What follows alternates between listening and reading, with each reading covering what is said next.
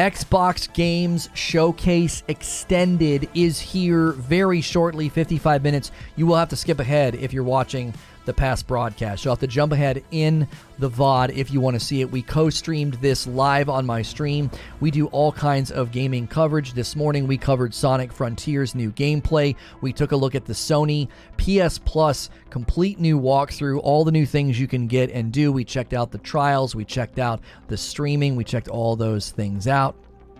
And we really, really enjoyed it. So now we're going to bring everybody over and help them enjoy this Microsoft Games Showcase Extended. I'm going to use redirect, and I'm going to go here, and I'm going to edit in the studio to make sure that the previous stream's thumbnail is right, and we are going to enjoy this one together. I actually said that the Xbox Bethesda Showcase was the strongest showcase we've had yet.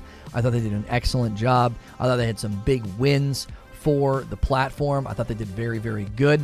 I know many people are hoping that this is going to be a ton of new stuff. We've been told that it's new gameplay, interviews, and deep dives. So I think we're going to be getting bigger and deeper looks at stuff that has been announced in the previous showcase. And that is something I'm anticipating in this. Make sure if you just came over with the redirect that you switch to live chat and hit that like button. This is a new stream, our third stream for the day. Yeah. Yeah. Okay. I didn't even watch the Xbox Showcase yet. I'm a busy guy. I'll watch your VOD. Yeah, I thought it was very, very good. When will you be able to stream PS2 games? I don't know. I don't know if they've officially announced that, Ratchet. I just watched the console war, mostly play on Switch. Oh, yeah. I don't get involved in the console war. Like I said, I don't like getting involved. I don't like feeling like I have to babysit chat. I feel like most everybody behaves themselves.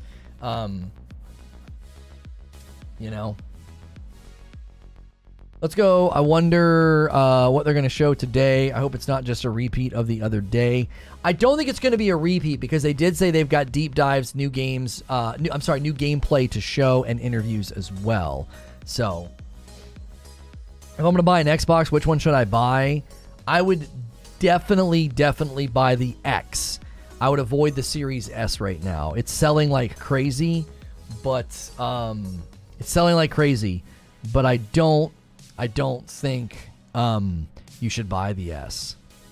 Yeah, Aaron Greenberg says it'll feature interviews with more context and discussions with folks behind some of the titles. Now, I also saw another announcement that said there will be new gameplay, so they might have, more extended footage of games that they've already announced. I'm hoping maybe we get a little bit more gameplay of Redfall. I think we got plenty of Starfield. I don't think they're going to have any more of Starfield, but I would really, really like a deep dive into Redfall. Maybe the skill trees, maybe how the loot works.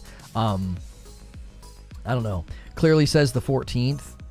Yeah, I mean, that did point to today for whatever reason for that thing. So it's also a Tuesday, and they could just be hitting the game today as a surprise. It's just interviews, no new stuff. I went to the official Xbox Twitter and their website, and it did say about there would be new gameplay. They did say that. It would be of games they already announced. They're not going to have new games, but they said new gameplay. I'm hyped for Redfall. I think it's going to be dope. Yeah, I want to see loot, skill trees, maybe a little bit of the content loop, things like that, What's good, Ill Minds? How are you? There is new stuff and deeper dives of gameplay. Yeah, they said it's more than just interviews. Yeah. They're revealing that Halo Infinite's Pelican gameplay in Microsoft Flight Simulator. Is there more?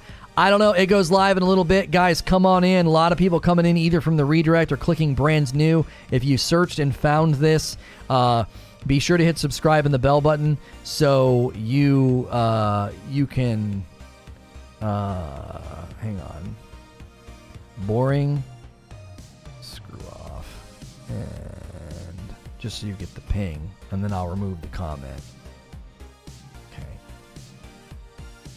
Halo falling off. I don't know. More info about High on Life would be great. Yes, more gameplay of High on Life, please. Redfall looks fun co-op. Yes, yes, yes, yes. Here, let's do a poll. Let's do a poll. Xbox Games Showcase Extended. What do you want to see more of? What do you want to see more of? I'm going to put Redfall. I'm going to put Starfield. I'm going to put High on Life. What's something else that should be up there? What's something that should be up there? Redfall, Starfield, High on Life. What was another big game that they announced?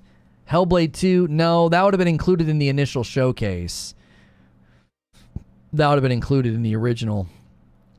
Aren't you the one that pointed out they picked up loot during the trailer we see on Sunday? Yeah, they showed loot in the trailer. Yes, I pointed that out. More Diablo 4 maybe? Yeah. I'll put Diablo 4 on there. Yeah. Okay, Redfall, Starfield, High on Life, Diablo 4. There we go. There's our 4 options. We can only do 4 options on the poll. Take the poll at the top of the chat. While you're doing that, make sure you are on live chat. Make sure you are smashing the like button.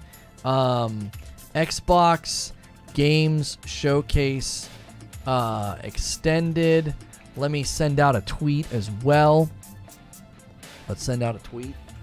I think that's the right hyperlink. Let me make sure and double check. It is Xbox. Okay. Xbox Bethesda, and then we'll use the Summer Game Fest hashtag. Frick. Summer has 2 M's in it. Summer Game Fest. Tweet. Ravenloft or Flintlock. Did they show Flintlock during the Microsoft showcase? Did they? Let me go and announce.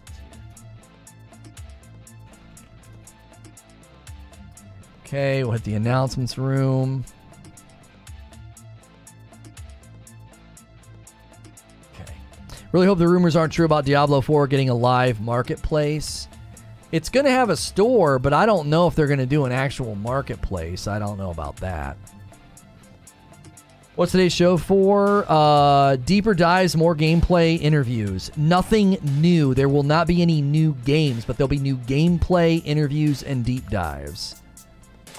They showed gameplay and everything. Oh, Flintlock was during the Microsoft Bethesda thing. Okay. Well, then, yeah, that'd be great to see more of. I'd love to see more of that game. I think that's one of those ones that's a little disappointing because it's out there in that next yearville. You know what I mean? This guy says, why haven't they shown us this gameplay instead of aimlessly running around? Exactly. Like he's responding to the Sonic Frontiers gameplay this morning that we covered. Honestly, the show was perfectly fine. There was a bunch. I was just disappointed. Yeah, the Summer Game Fest show. I was disappointed. I felt bad for Keighley. I felt like Keighley kind of got the short end. I feel like they kind of shorted him, and it's not their fault. It's not his fault, right? It's not their fault. It's not his fault. They wanted to have their own showcases, you know. Could we get 21 more likes on the video? There's plenty of people here, guys. Remember, when we have to jump to new streams like this, it's just because that's what we got to do for YouTube. And pressing like, taking the poll, and chatting helps the vid. I wish Starfield would have co-op, says Dalton. When Fallout 76 failed at launch, they said, see, no one wants multiplayer in our games, but I think they misunderstood us. Simple co-op would make the games way better. You should play Origins this Friday or next Monday and show off the FPS boost. I don't know if that's worth our time. It's been out for a while now.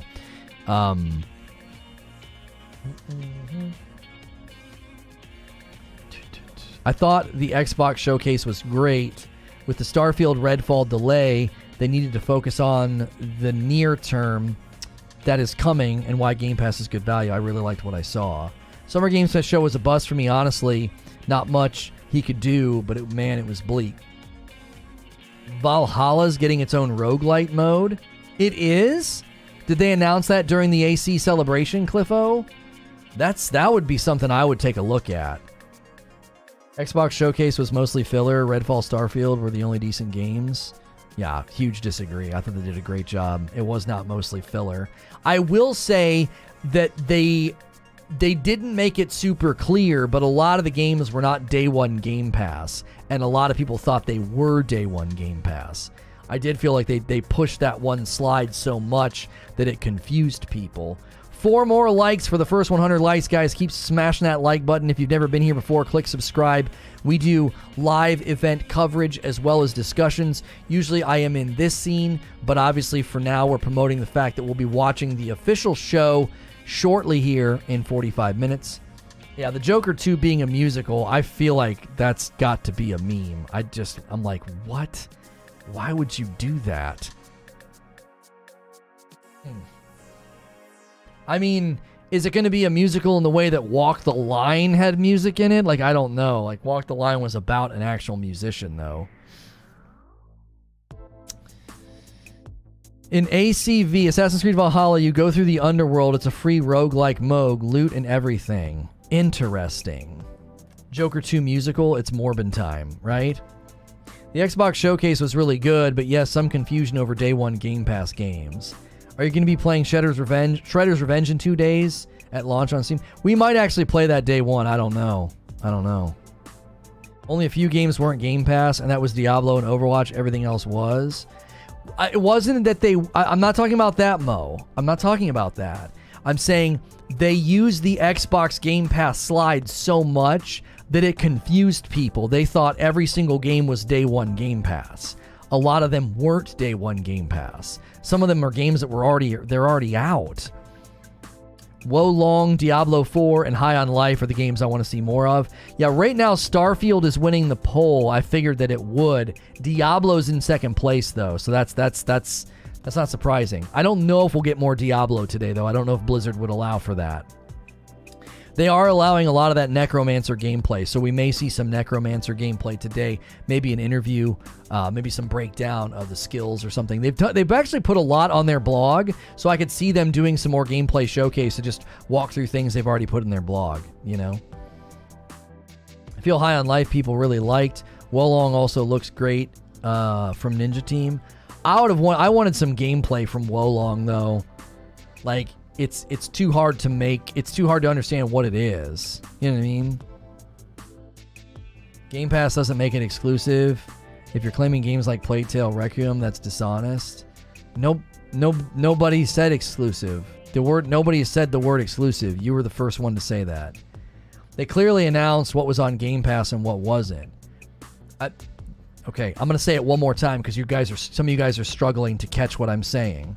They used the Game Pass slide so much that people got confused and thought that it meant every game was day one Game Pass.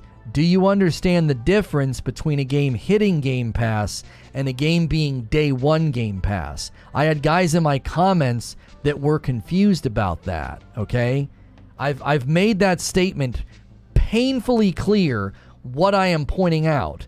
They used the Game Pass slide so much that people started thinking every time they saw a Game Pass, it was day and date. And it was like, no, a lot of the games are not day and date Game Pass. They used it when the game they showed was day one Game Pass. There was a Game Pass slide they used throughout the entire show, and I feel like it confused people. The Game Pass slides had me confused for sure. Didn't expect to have to pay $17 for Forza Horizon Hot Wheels. I don't get it. Can you explain what you mean about Game Pass? They are day one Game Pass. What games though, Mo? They are day and date, just not Diablo? No. There was literally Gunfire Reborn said it was coming to Game Pass. That game's already out. The game is already out. They were just saying, oh, it's going to Game Pass. Even if it goes to Game Pass the minute the system gets it, it's a game that's playable right now. It's not a brand new game. All of them are day one, the ones that showed the Game Pass. What? No. Can someone get me that slide? Because I know for certain we looked into a bunch of them that are not day one. They published a list clearing it up. Yeah, there's plenty of games that are not going day one. Gunfire isn't out. It's out of early access.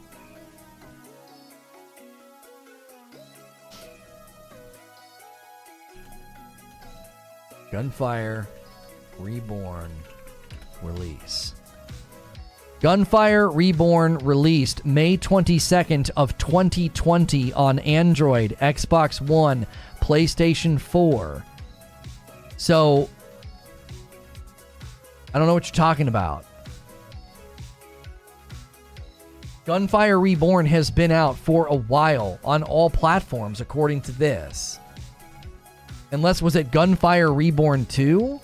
It's a console launch? According to this, it's on Nintendo Switch. It's on PlayStation 4. It's on Xbox One. That's one game. I'm telling you, there were multiple games they showed that are not day one. They're just coming to Game Pass.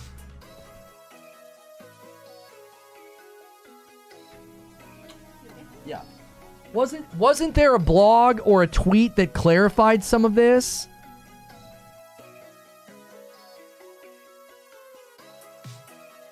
Every time they showed play day one on Game Pass, it's day one. Okay, there was two slides, Cliff. There was a slide that said coming to Game Pass or something. There was two different slides. There was one that indicated a day one Game Pass, and then there was one that indicated it was simply coming to Game Pass. There was two slides that they used.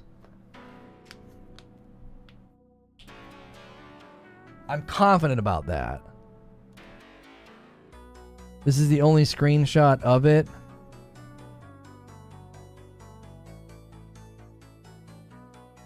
Yeah, they just put like a Game Pass logo on it. So we don't know if that's day one or if it's just going to be on Game Pass. Because they have the Game Pass on Redfall and Starfield. We know those are day one. But does that mean every single other game like Gunfire Reborn? That doesn't make any sense. That game's already out. Can't you get that game right now in the Xbox store? According to Google, you can. Unless, Google could be wrong.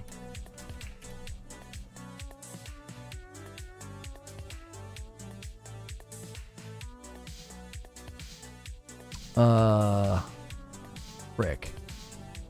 They have news about it. Gunfire Reborn is coming soon to Xbox Game Pass.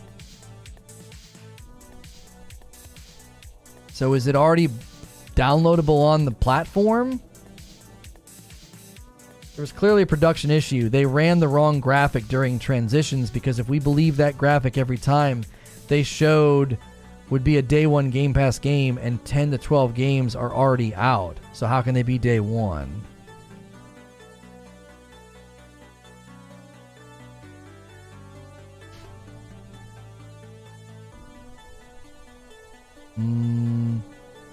Dude, we get it. You don't like Xbox. Nothing they said. A lot of these is exclusive. They were showing the value of Game Pass. Okay.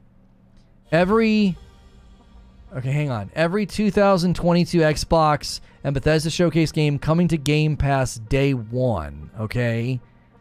Day one Xbox Game Pass releases in the summer of fall of 2022.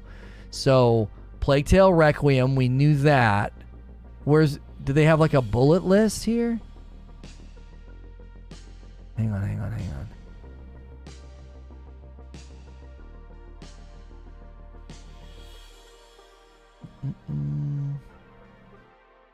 Both Scorn and High on Life. During the Xbox Bethesda Showcase, they continue to show impressive mechanics. That article doesn't make it that clear either. Oh, wait. In total, okay, hang on. There are 5 new games coming to Game Pass on day one this year. This year. All 5 games are launching at different times throughout 2022. On top of that, Game Pass will be dropping plenty of new day one games at the start of 2023. I swear to you, we looked at a blog post that had them listed in different lists. There were some that were coming day one and there were some that were not.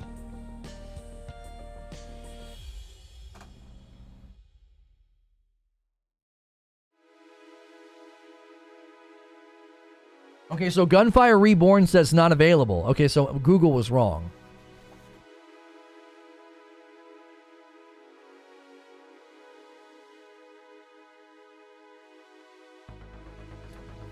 Christina says it was super confusing because they would literally play both the slides in between each game, so it was hard to know if it was for the previous trailer or the current trailer.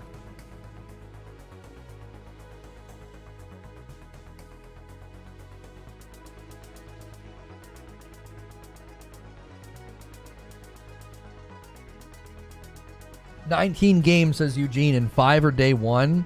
Do we have confirmation of that somewhere?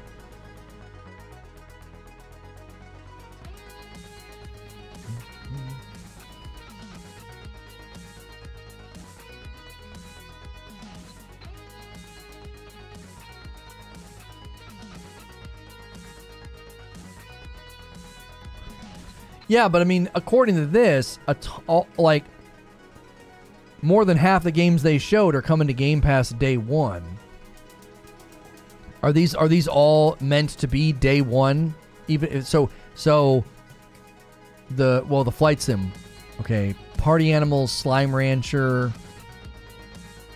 Halo Infinite, of course, like Arc 2 as an example. I'm comparing the infographic to the article. Yeah, like, so is Arc 2 coming day one to Game Pass? Confirmed somewhere?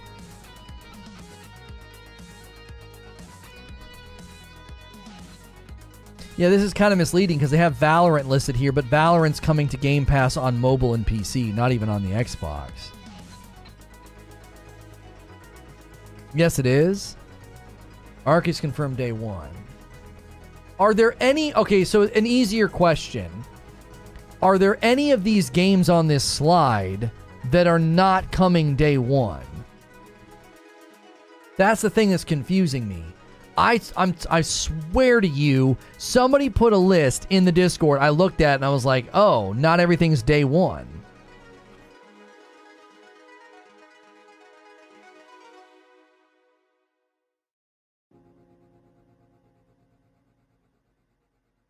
Is it just Diablo and Overwatch that are not day one? That's it? Nothing else?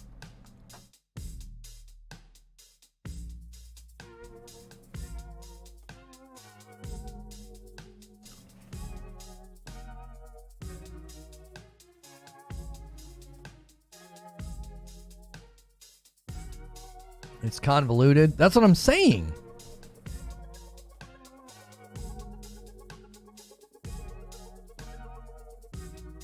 Coming soon to Game Pass. 16 games listed there. Arc is 2023. Oh no, everything is either out and coming to console or coming to Game Pass day one at launch.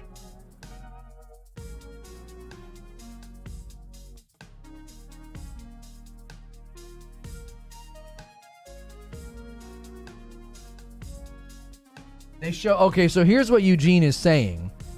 They show 19 games for 2022. 1, 2, 3, 4, 5, 6, 7, 8, 9, 10, 11, 12, 13, 14, 15, 16, 17, 18. 18 or 19. But according to an article, only 5 are day one. Do you guys understand what we're saying now? Let me show you. Let me show you. Let me come out of the scene so I can show you what we're talking about. This is getting confusing.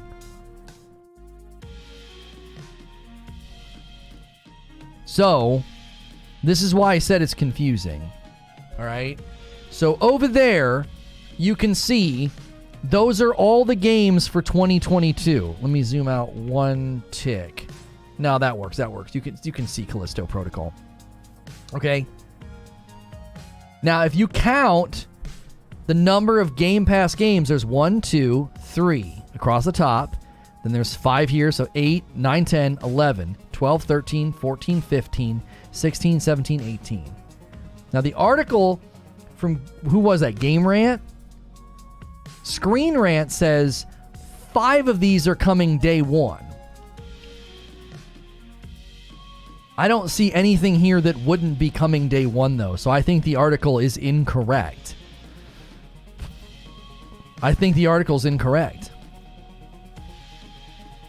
I see no reason why any of these titles wouldn't be. That a lot of these guys are already in contract with Microsoft. We know that Scorn is. We know the Persona is. Gunfire Reborn is confirmed. They did say day one. That hasn't launched on... That's been out for a while, but it hasn't launched on Xbox. We know Plague Tale is. I think the article's wrong. Maybe they don't include DLC. Oh, is some of this DLC? Like the Pit? The Pit's DLC. Season 3. Yeah. The article said that there was 5 coming. Oh, hang on. We got to fix my capture. And there we go. Now let me get my controls back. Okay. Do that.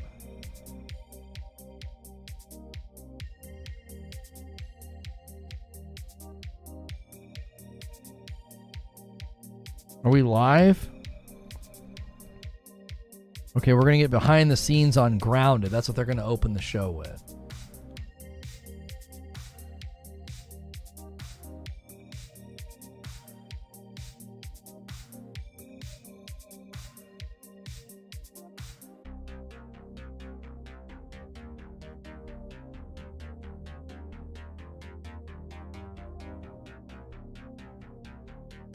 If you expand the games here, there's a day one logo, says Menacing Mommy. Thank you, Christina. Let me sort that out. Play it day one. How do I do that? Do I hit learn more? Or show more? More games coming to Game Pass? Oh, here we go. Here we go. This is perfect. This is perfect. We got 30 minutes to kill before the showcase starts. This is perfect. Thank you, Christina. We actually have like an official source now. Okay. Okay, this will be helpful. Okay, so we come down here. Let's fill the screen. There we go. So we come down here, upcoming games to Game Pass, and we hit show more. Okay, play it day one. Play day one. Okay, that gold indicates that it's play day one on Game Pass. Okay? Let me close that. The Xbox website is showing 16 games on Game Pass day one in the next 12 months. Yeah. So we've got The Last Case of Benedict Fox, Ravenlog.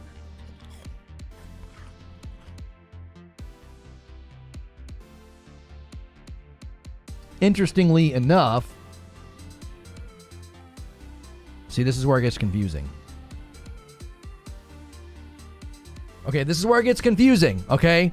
Now you're seeing what I'm talking about. I can show you as clear as day why this is confusing. Persona 5 over there doesn't say play it day one. And yet, frick, where's the image? Dadgummit, I had the image just a second ago. Reopen, close tab. Looky, over there. Persona 5 has the Game Pass banner on it. Okay? It has the Game Pass banner on it. But when I look at this list, Persona 5 doesn't say play day one. Persona 5 is already out. Like it's already out on Xbox.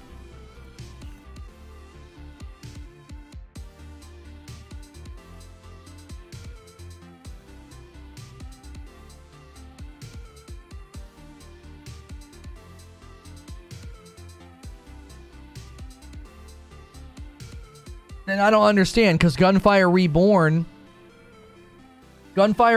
been out. Persona 5's already out on PS5.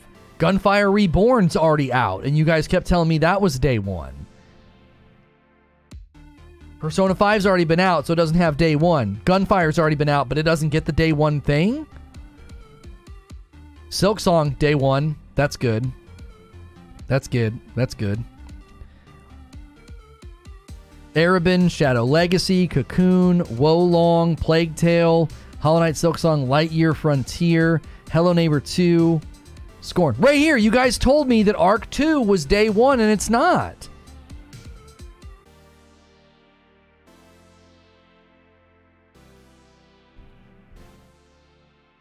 It's not day one if it's not new. Well, people were telling me that Gunfire Reborn was day one. Day and date or whatever. Gunfire's already out. Gunfire was in early access. Now it's getting officially released.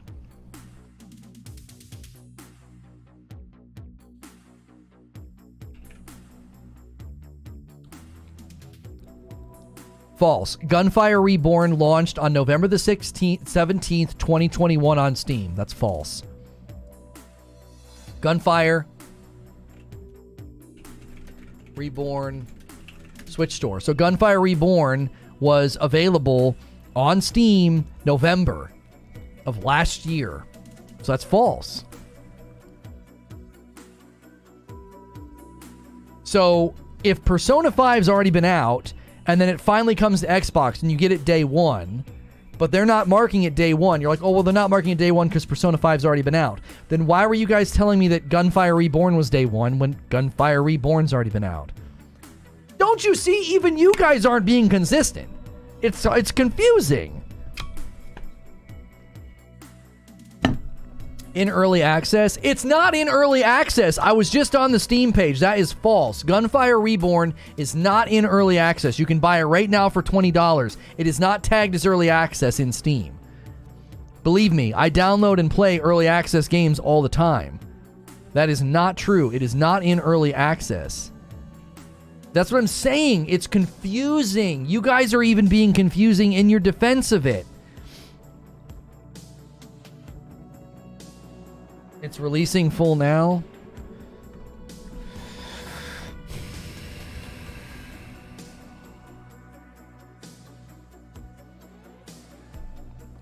This is not an early access game. It doesn't say early access anywhere. When a game is early access, there's a big giant blue box right here that says early access. This game officially launched November 17th. It has 63,000 reviews. This is not... So because it's not on console. Oh my gosh. Jiminy freaking Christmas.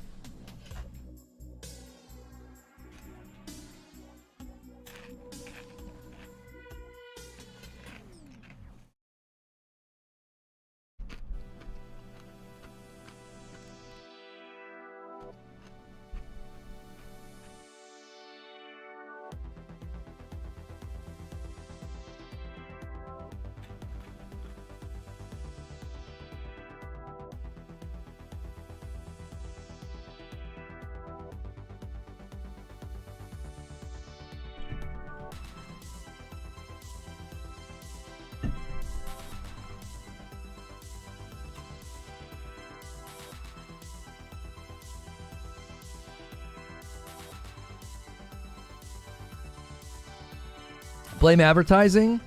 This entire conversation started because I said it wasn't clear what's coming to Game Pass and what's coming day one to Game Pass. And I got a bunch of bristling and defense, and it was super clear.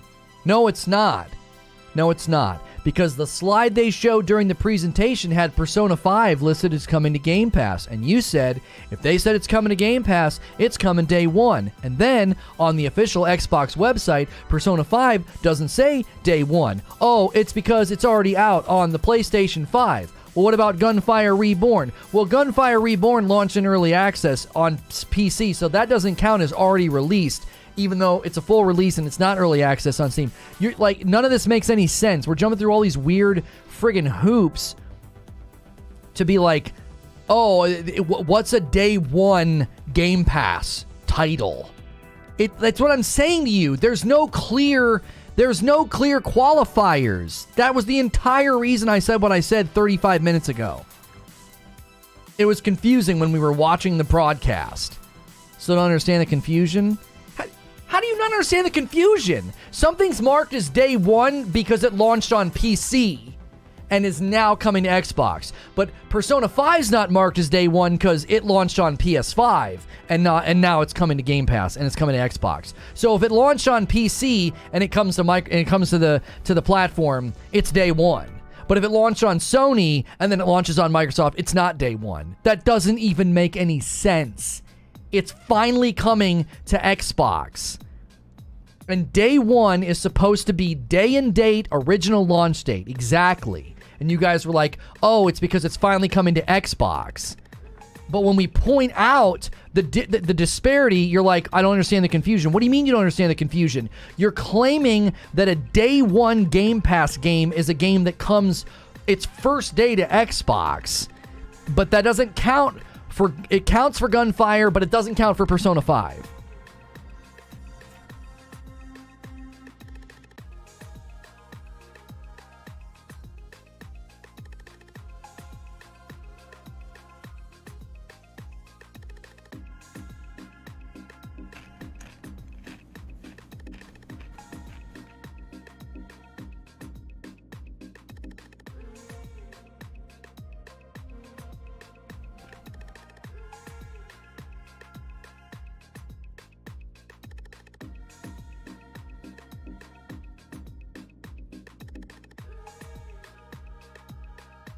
Sony fans wouldn't know anything about day and date. I know all about day and date because I know I've been told for months that the PlayStation Plus was going to be dead on arrival because they weren't doing day and date. Day and date has been consistently used to refer to games on their launch date coming to a subscription service. And now you're changing the qualifications because certain things aren't marked as day one, certain things are. Why are we live streaming this boring showcase? For the same reason I'm banning you from my chat.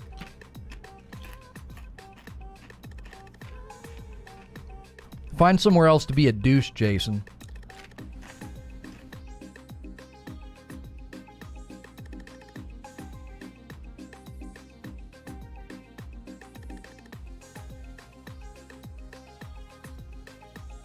Day one to Game Pass just means the launch and the date it comes on Game Pass are the same. PS5 and Gunfire have already been out, regardless of what platforms they exist on. HyperX, you're not paying attention. I was told that Gunfire is a day one Game Pass game. And now I'm being told that Persona 5's not a day one Game Pass game because it already came out. Oh, but Lono, it's because Gunfire launched on PC and not console. What the frick does that mean? What does that even mean? The game already came out. It's not the official launch date of the game. It's the first day that it comes to Xbox. So they're either both day one or they're not. You're defending the use of day one and day and date inconsistently. It's logically defunct. It doesn't make any sense.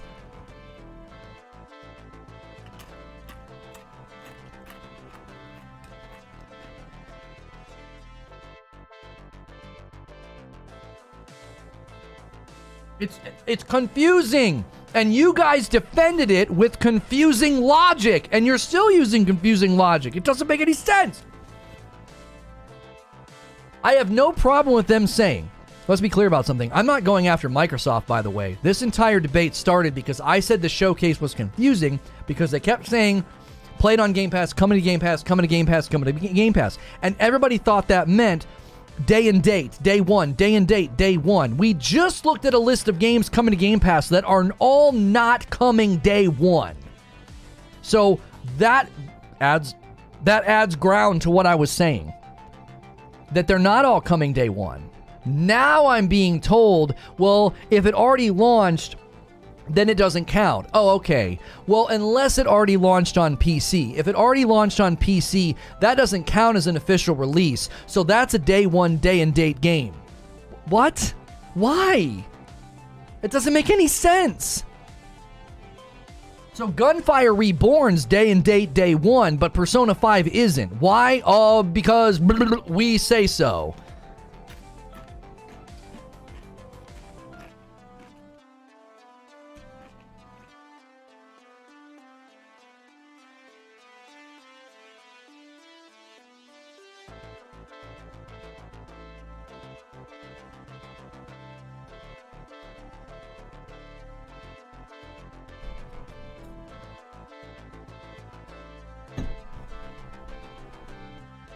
Day and date is for console launch, and coming to Game Pass is coming after it's been out. That's what I thought. Up till now, day and date has referred to when the game releases, it better be on your subscription service. You literally told me, Mo, that PS Plus was DOA. I'm quoting you directly. PS Plus was DOA because they didn't have day and date. Now all of a sudden, day and date is this convoluted backflip thing of like, well, if it's the official console release of the game, that's day and date. What? What do you mean? I don't even care. Like what they're saying about it. I don't know how you can listen to the premise of my argument, which was they're using the terms inconsistently and it's confusing, and you're defending it with just more confusing qualifiers. Well, it's officially coming to console. That game was already on a console, so that doesn't count. Like, what the huh? I need like a protractor and a bar graph to help me figure out when can we claim something is day and date or day one or whatever the frick terms we want to use. I'm not anti-Microsoft. I said they had the greatest showcase. The Xbox Bethesda Showcase was the best showcase we've gotten, and I said their use of the Game Pass slides was confusing because upon further research, when we went and looked at the titles that were coming to Game Pass, they were not all day one, and I had people in my comments telling me that they were.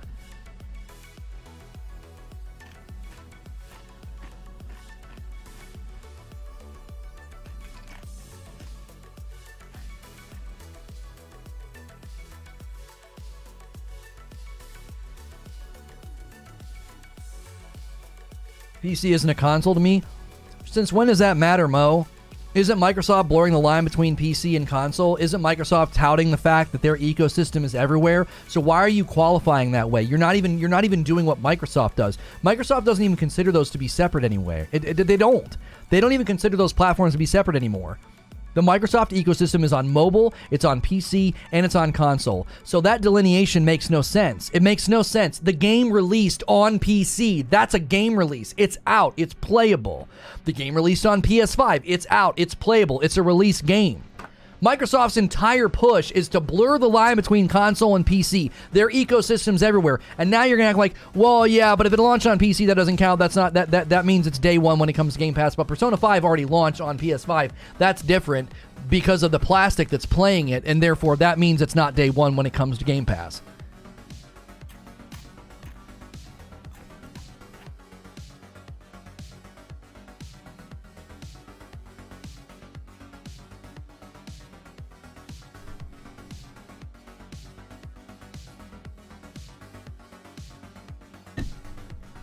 What do you mean, sir? The ecosystem's going to be everywhere?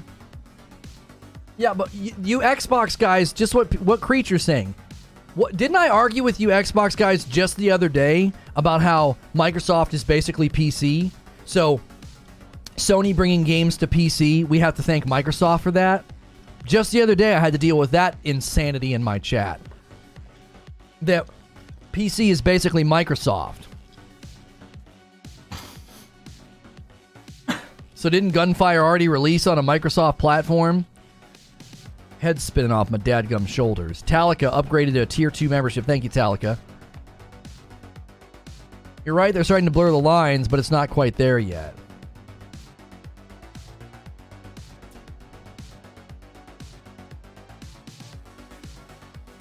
Abe says, after a week and a half break from here, I'm starting to see y'all's true colors. Some of y'all are special. It's not said anywhere that Gunfire's a day one release. No, sane. Track with me here. I go a mile a minute, so just track. Let me retread what happened. When I said Gunfire Reborn, I had people in my chat saying Gunfire was a day one, day and date title. I said, no, it's not. That game already released. I got pushback. I got told it's early access. It never officially released. So I went and I found it in Steam. It officially released in November of last year. Oh, well, let's move the goalpost one more time. Well, okay, so it officially released, but it released on PC, so it doesn't count. So it's a day one, day and date Game Pass game. Huh? The goalpost just moved 3 times. Persona 5. Well, how about Persona 5? Because we went to the official Microsoft website. I was told, let's just remind everybody what I was told. I was told that this image indicated these games were coming day one to Game Pass. That's what I was told by the guys that said that it wasn't confusing. I had people in my chat at the beginning of this stream saying that this image wasn't confusing and that their use of the slide wasn't confusing. Why? Why, pray tell? They told me it's because, Lono, if it's marked Game Pass, that means it's coming day one. Look who is marked with the Game Pass banner. Gunfire Reborn and Persona 5. Then I go to the official Microsoft website and it says that Persona 5 is not a day one Game Pass game. Ergo, the people defending it and saying it wasn't confusing are wrong. It was confusing and it doesn't make any sense. So they started out this entire discussion by saying, it's real simple, Lono. If it's marked Game Pass, it's coming to Game Pass. It's a day one Game Pass title. Wrong, according to Microsoft's own website. But now we got to move the goalposts and be like, hey, that title already launched on another console, so it can't be day one. But that title launched on PC, and that doesn't count because I say it doesn't count. So therefore, when it comes to Game Pass, it's a day one Game Pass game. That's the point. It's so confusing. The graph, this picture was confusing. Their use of the slide was confusing. The Microsoft guys in my chat were confusing me. And when I go to the official website, it's crystal freaking clear. A ton of the titles listed as coming to Game Pass are not day one. And that was the entire point that I said 30 minutes ago that sent us down this rabbit hole. That was the point. Talika, you are incredibly generous. That's so kind. Gifting 5 memberships to 7, Vmore, Realm Rex, Jas Jot, and Raga. You guys all got gifted memberships. Thank you so much for doing that, Talika. And then Salty Gamer, another brand new membership. That we might be really close to an emote unlock.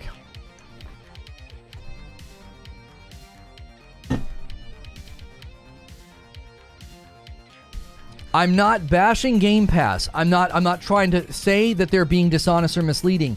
The entire crux of what I said was that the presentation was confusing, and I got a bunch of defense from people that have had to move the goalposts because it was like, I was initially told if it had that Game Pass banner, it's super clear, Lono, what's confusing? That means it's coming to Game Pass day one, and yet we just realized that that's not true. A ton of them have the Game Pass banner. A ton of them have that Game Pass slide during the presentation, and they're not day one titles. They're not considered day and date day one titles.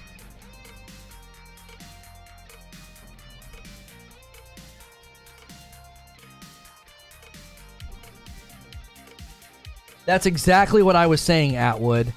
I was saying that picture made it clear they were coming to Game Pass. It didn't mean they were coming day one. I was told that that's what it meant. It was crystal clear. And then when we found proof in the opposite, the goalpost moved again. And it was like, well, that's not what day one means. Day and date means it's first day on the Xbox platform. But that's not true either. Apparently it means it's the first day on the Xbox platform if it as long as it didn't launch another console before now. That's why I said it just doesn't. It's. I'm having a hard time grappling with the qualifications and the reasoning. To me, everything on the Xbox page that states coming to Game Pass day one are all new upcoming games. Am I wrong? Well, yes, but when we looked at this is what we were looking at, and I had people tell me that if it's marked with Game Pass, that means it's coming day one. I literally clarified. I said, wait a minute, chat. You're telling me everything on this list that's marked Game Pass is a day one Game Pass game. That's what I was told. And then I went to Microsoft's website, and that's not true. Christina found us a wonderful resource where this nice big yellow day one, play day one box is absent from a lot of the titles. Not a lot of the titles, sorry. It's absent from some of the titles, like Arc 2 as an example. You see Arc 2 right here? I was told Arc 2 is going to be day one Game Pass. Lo and behold, that's not true. Why was I told that? Because people were looking at this freaking image and they saw this right here where I'm circling. They saw Arc with the Game Pass banner. So I guess Arc 2 is the only concession I need. That's the concession I need, that it was unclear to people. Tom Warren says there's going to be deep dives into Ara history, Untold, Minecraft Legends, behind the scenes into As Dusk Falls, Grounded, High on Life, Hot Wheels, Microsoft Flight Sim, Naraka Bladepoint, Pentiment, interview with Pete Hines. I'm anxious to see behind the scenes on the High on Life.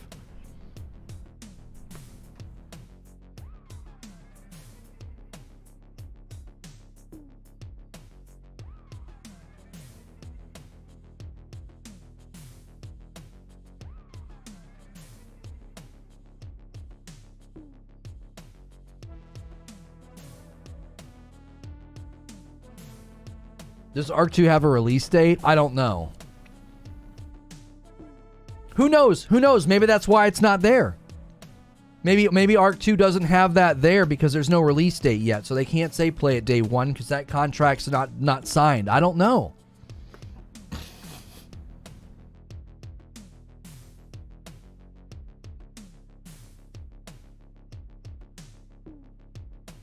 Like, I wasn't taking a dig at Microsoft. I wasn't trying to be a negative Nancy. I wasn't trying to be negative or a hater. I made a very simple statement, and I was told it was crystal clear. I just had to look at the image. That's what I was told.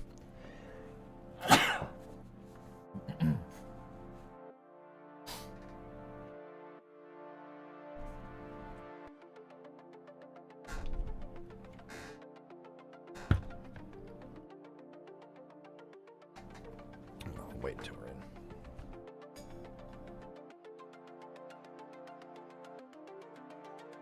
Bless you, thank you. Jamie, I appreciate the $2, but we're kind of over the whole Xbot thing here.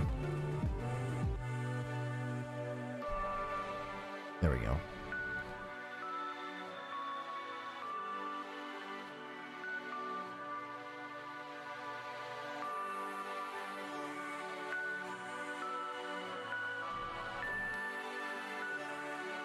Yeah, nobody's an Xbot. We don't need to be saying that. The coming up keeps changing. Yeah, they're listing all the things that are going to be covered in the show. You don't like Xbox, Loney? We all know that. Yeah.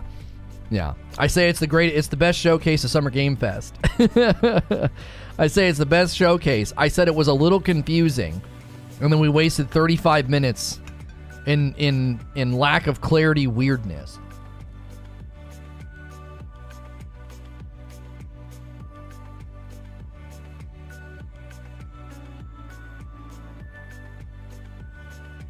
I'm not even trying to say they were being misleading. I was just saying the result was confusion. Like, look at the way people defended it as proof. All you have to do is look at the way that people defended it as proof that it was confusing. Even they were confused. Even they were confused.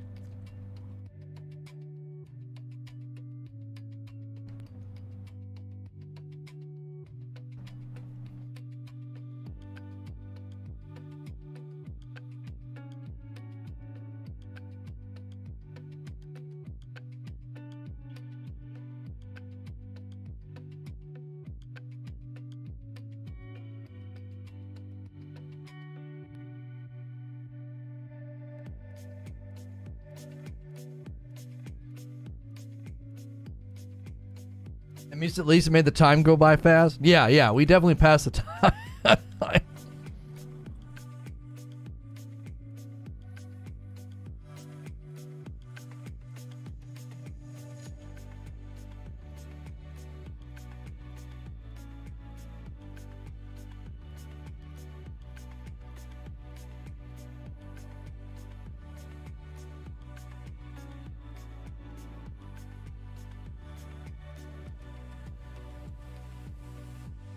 Think you missed a new member 20 minutes back? No, I thanked them. There was a gifted membership, and then I thanked Salty Gamer. I thanked both. And Talica upgraded to tier 2. Yeah, I didn't miss any of that.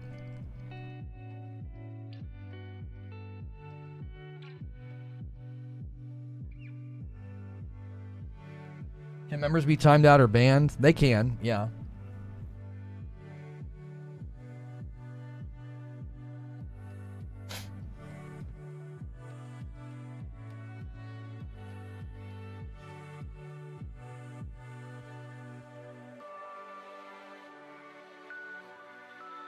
They killed 28 minutes. Nice work, boys.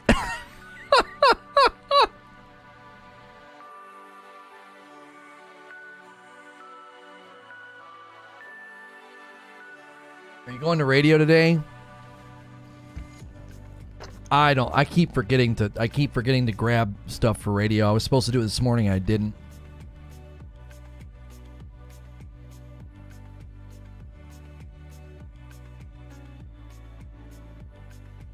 My blood pressure was acting up, and we thought it was because I wasn't getting enough sleep, so I stopped getting up early, and when I stopped getting up early, my morning's like shrinking on me, and I don't take time to prepare for radio.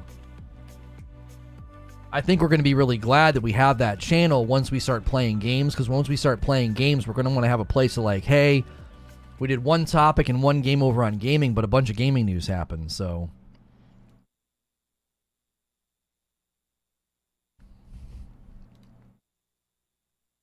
Hey, we are a small snippet of Squanch Games, and we are here to tell you how excited we are to be a part of the Microsoft Games Show Extended. Games Showcase Extended. You know, Games Showcase Extended. What's the need for the extended? Why add that extra word? It's like, is there one that's not extended? And that's why? We're getting nods. There is a not extended one, okay. And that one's just called without the extended. So that's just called there's the normal one. Yeah. I know what this is. Yeah. Well, hey, look, we're happy to be a part of it nonetheless.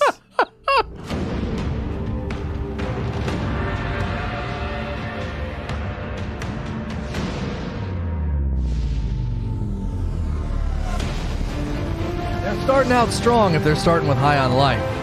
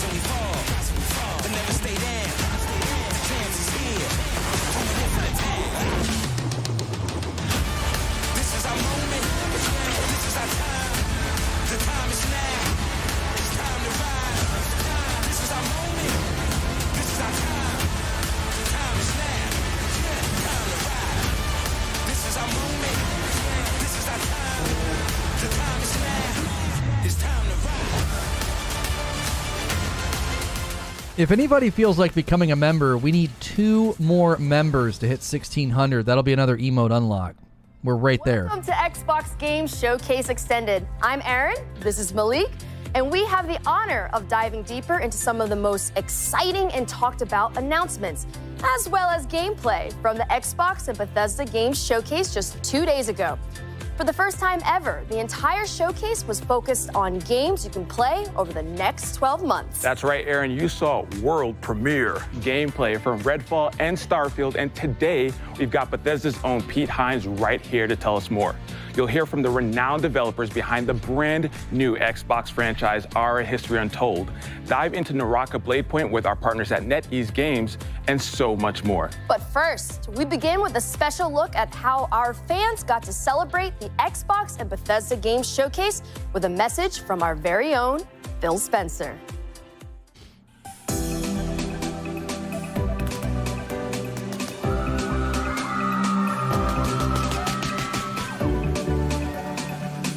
I love coming to events like this. You can just feel the energy, people loving to come together as a community, their love of video games, the Xbox fans. Just a really special time for everybody, myself included. Gaming has this unique ability to bring people together, whether it's saving the world from the aliens or winning a football game. It's so great. I love hearing from people. What did you like in the show? Those conversations with people that are here about areas that they like and areas they wish we would do more, I think that's something that drives us. You saw it in the show today. People said, we want to see more gameplay. And so we said, okay, great. You're going to see a ton of gameplay. Yeah, you know, I think this is our biggest lineup ever in terms of just diversity of different kinds of games from different kinds of teams, different genres. There's some franchises, Japanese franchises, don't always come to Xbox. We've been working on that. Today we obviously had Persona. It's important to us. We not only have all the games coming from our internal studios, but also great independent game developers that we worked with around the world. So could not be more excited for what we're doing with Kojima. And he's got this really great idea for a game. And I want to be clear, because I know we say like experience and stuff. He's building a video game, but he has this real unique things that he wants to do in the game. And we said, okay, let's go do something together. And I'm just really proud to be in an industry that can be part of so many people coming together.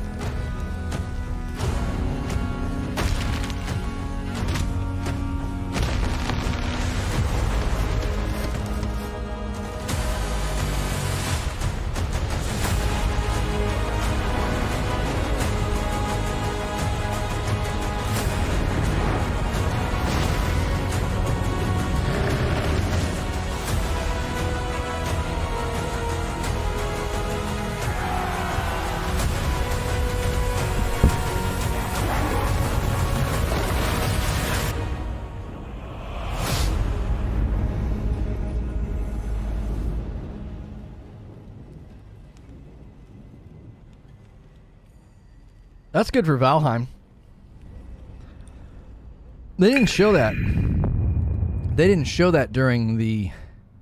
Oh, Danzatastic took care of us. Bethesda opened the showcase with a dramatic gameplay demo for Redfall and closed it with Todd Howard. I'm going to thank Danzatastic for doing the 5 gifted subs. Members, thank you for doing that. That gives us another emote. Calvin, Pirates Lost Gold, Fifth Canvas Colin, and Donut Boy. Thank you. The myth, the legend himself, Pete Hines from Bethesda. Pete, how are you? I'm great. Good to see you. Good to see you as well. So about a month ago, you all announced some delays for both Redfall and Starfield. So I wanted to give you a chance to tell us a little bit about the decision-making process for that. Absolutely. Look, with all the time that goes into a game, it would be foolish to rush it out the door before it's ready. I think we have continued to sort of examine how we think about games and making sure that they are going to meet our players' expectations. Obviously, the last 2 years have really challenged us from a development standpoint. How we work now largely remotely, while a lot of our folks are not back in the office. And, that has an impact. I also think we've been thinking about things like release dates and when do we give those out and how do we make sure we give one out that we actually hit and don't have to change later. So it's not something we undertake lightly, but at the end of the day, I think what our fans expect, what Xbox fans, what Bethesda fans expect is a high quality game, and we want to do everything we can to give our teams the time to fully realize the games they're making. Yeah, and I think that's what it's all about, right? Like delivering an amazing experience for the players out there. And so, speaking of games, we're just going to jump into it. We're going to start with how the showcase started with Sounds good. Redfall. Now, before we even get into the game, Arcane's making the game, and I want you to talk a little bit about the pedigree of Arcane, just in case people don't know. Sure.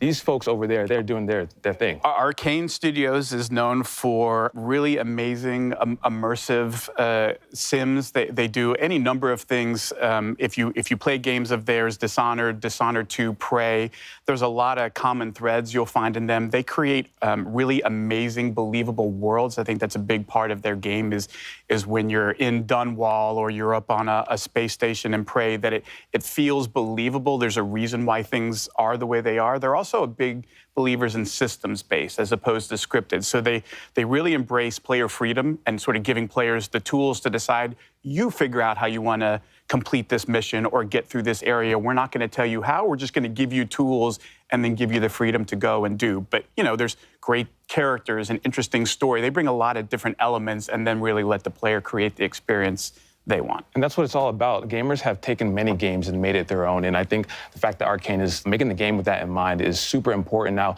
how similar or dissimilar would you say this game, Redfall, is from the other Arcane games? Look, on the surface, it's a first-person shooter that you can play solo or with, you know, up to 4 players. And so immediately you might say, well, it's not a single-player game, so it must be wildly different. And don't get me wrong, there's absolutely ways in which it is different. But I think when folks play the game, and even when they see more of the game, I think they'll start to see all of those things about an Arcane game that they love and appreciate. You know, why it's won multiple Action Game of the Year awards for Dishonored 2, is their ability to bring all of those things together, really high level of polish, and let folks experience it. And so I think all of those things we talked about. If you want to play a game by yourself and get a great Arcane story, you can absolutely do that in Redfall. But you can also do things that you haven't been able to do in an Arcane game, like experience it with friends and find out sort of how the whole can become greater than the sum of the parts, like playing it off of each character's abilities. You saw some of that in the demo that we showed. You know, I think the more that people appreciate that, you almost are going to want to try and play Redfall a couple of different ways. You might want to play it by yourself a little bit, play it with others, and it's a game that allows you to do either or both of those things, however you see fit. I'm glad you talked about playing with friends, because I'm taking applications for friends to help me get through Redfall. Can I put my name on that list? I'm down to a little... It'd be an honor. Pete, keep me on that list. All right, we need to go explore Redfall together. I'm excited. I can't wait for that. And so let's talk a little bit more about the game. Now, you know, between the trailer that we saw last year at the reveal, as well as this one that we just saw, I feel like Redfall reminded players of other co-op shooters, like Left 4 Dead, for example. What makes Redfall unique? Again, it's one of those things, like if you watch just like combat footage, you might look at Left 4 Dead or Back 4 Blood or any of these things and go, oh, I see multiple characters facing a bunch of enemies, and like, so it's the same game. But I think that would be doing a disservice, that it's all of the things that take place in between the combat as well as the combat itself, sort of combining different skills and abilities in the way that you do. You know, Layla dropping down an elevator using her powers that Jacob can use to get up top on a roof and provide cover. You know, you have different characters who play roles really well, how you choose to use Brebone, the robot. All of those things come into, again, allowing the players not to say, here's a set of rules and you can only use, like, no, here's just some stuff that you can go off into this amazing sort of dynamic, ever-changing world and sort of experience and explore for yourself. And you come back the next day and it'll look and feel like a different experience, even though you're in the exact same part of the game. I mean, I think those are the kinds of things that Arcane does that really bring that sort of extra special element that makes their game so compelling. Yeah, compelling and fresh. So I'm excited for Redfall, and you said it here for everyone to see that we're going to be playing together. So I'm going to hold you to that. Absolutely. You got the proof. All right. Can't wait. Awesome. So let's talk about Elder Scrolls Online. Now, I want to talk about the team philosophy, because I hear that the team is actually banned from saying things like, now is the perfect time to play. My least favorite saying is there's never been a better time to play a game. Like, we all say that. Yes, games always get better. We know that.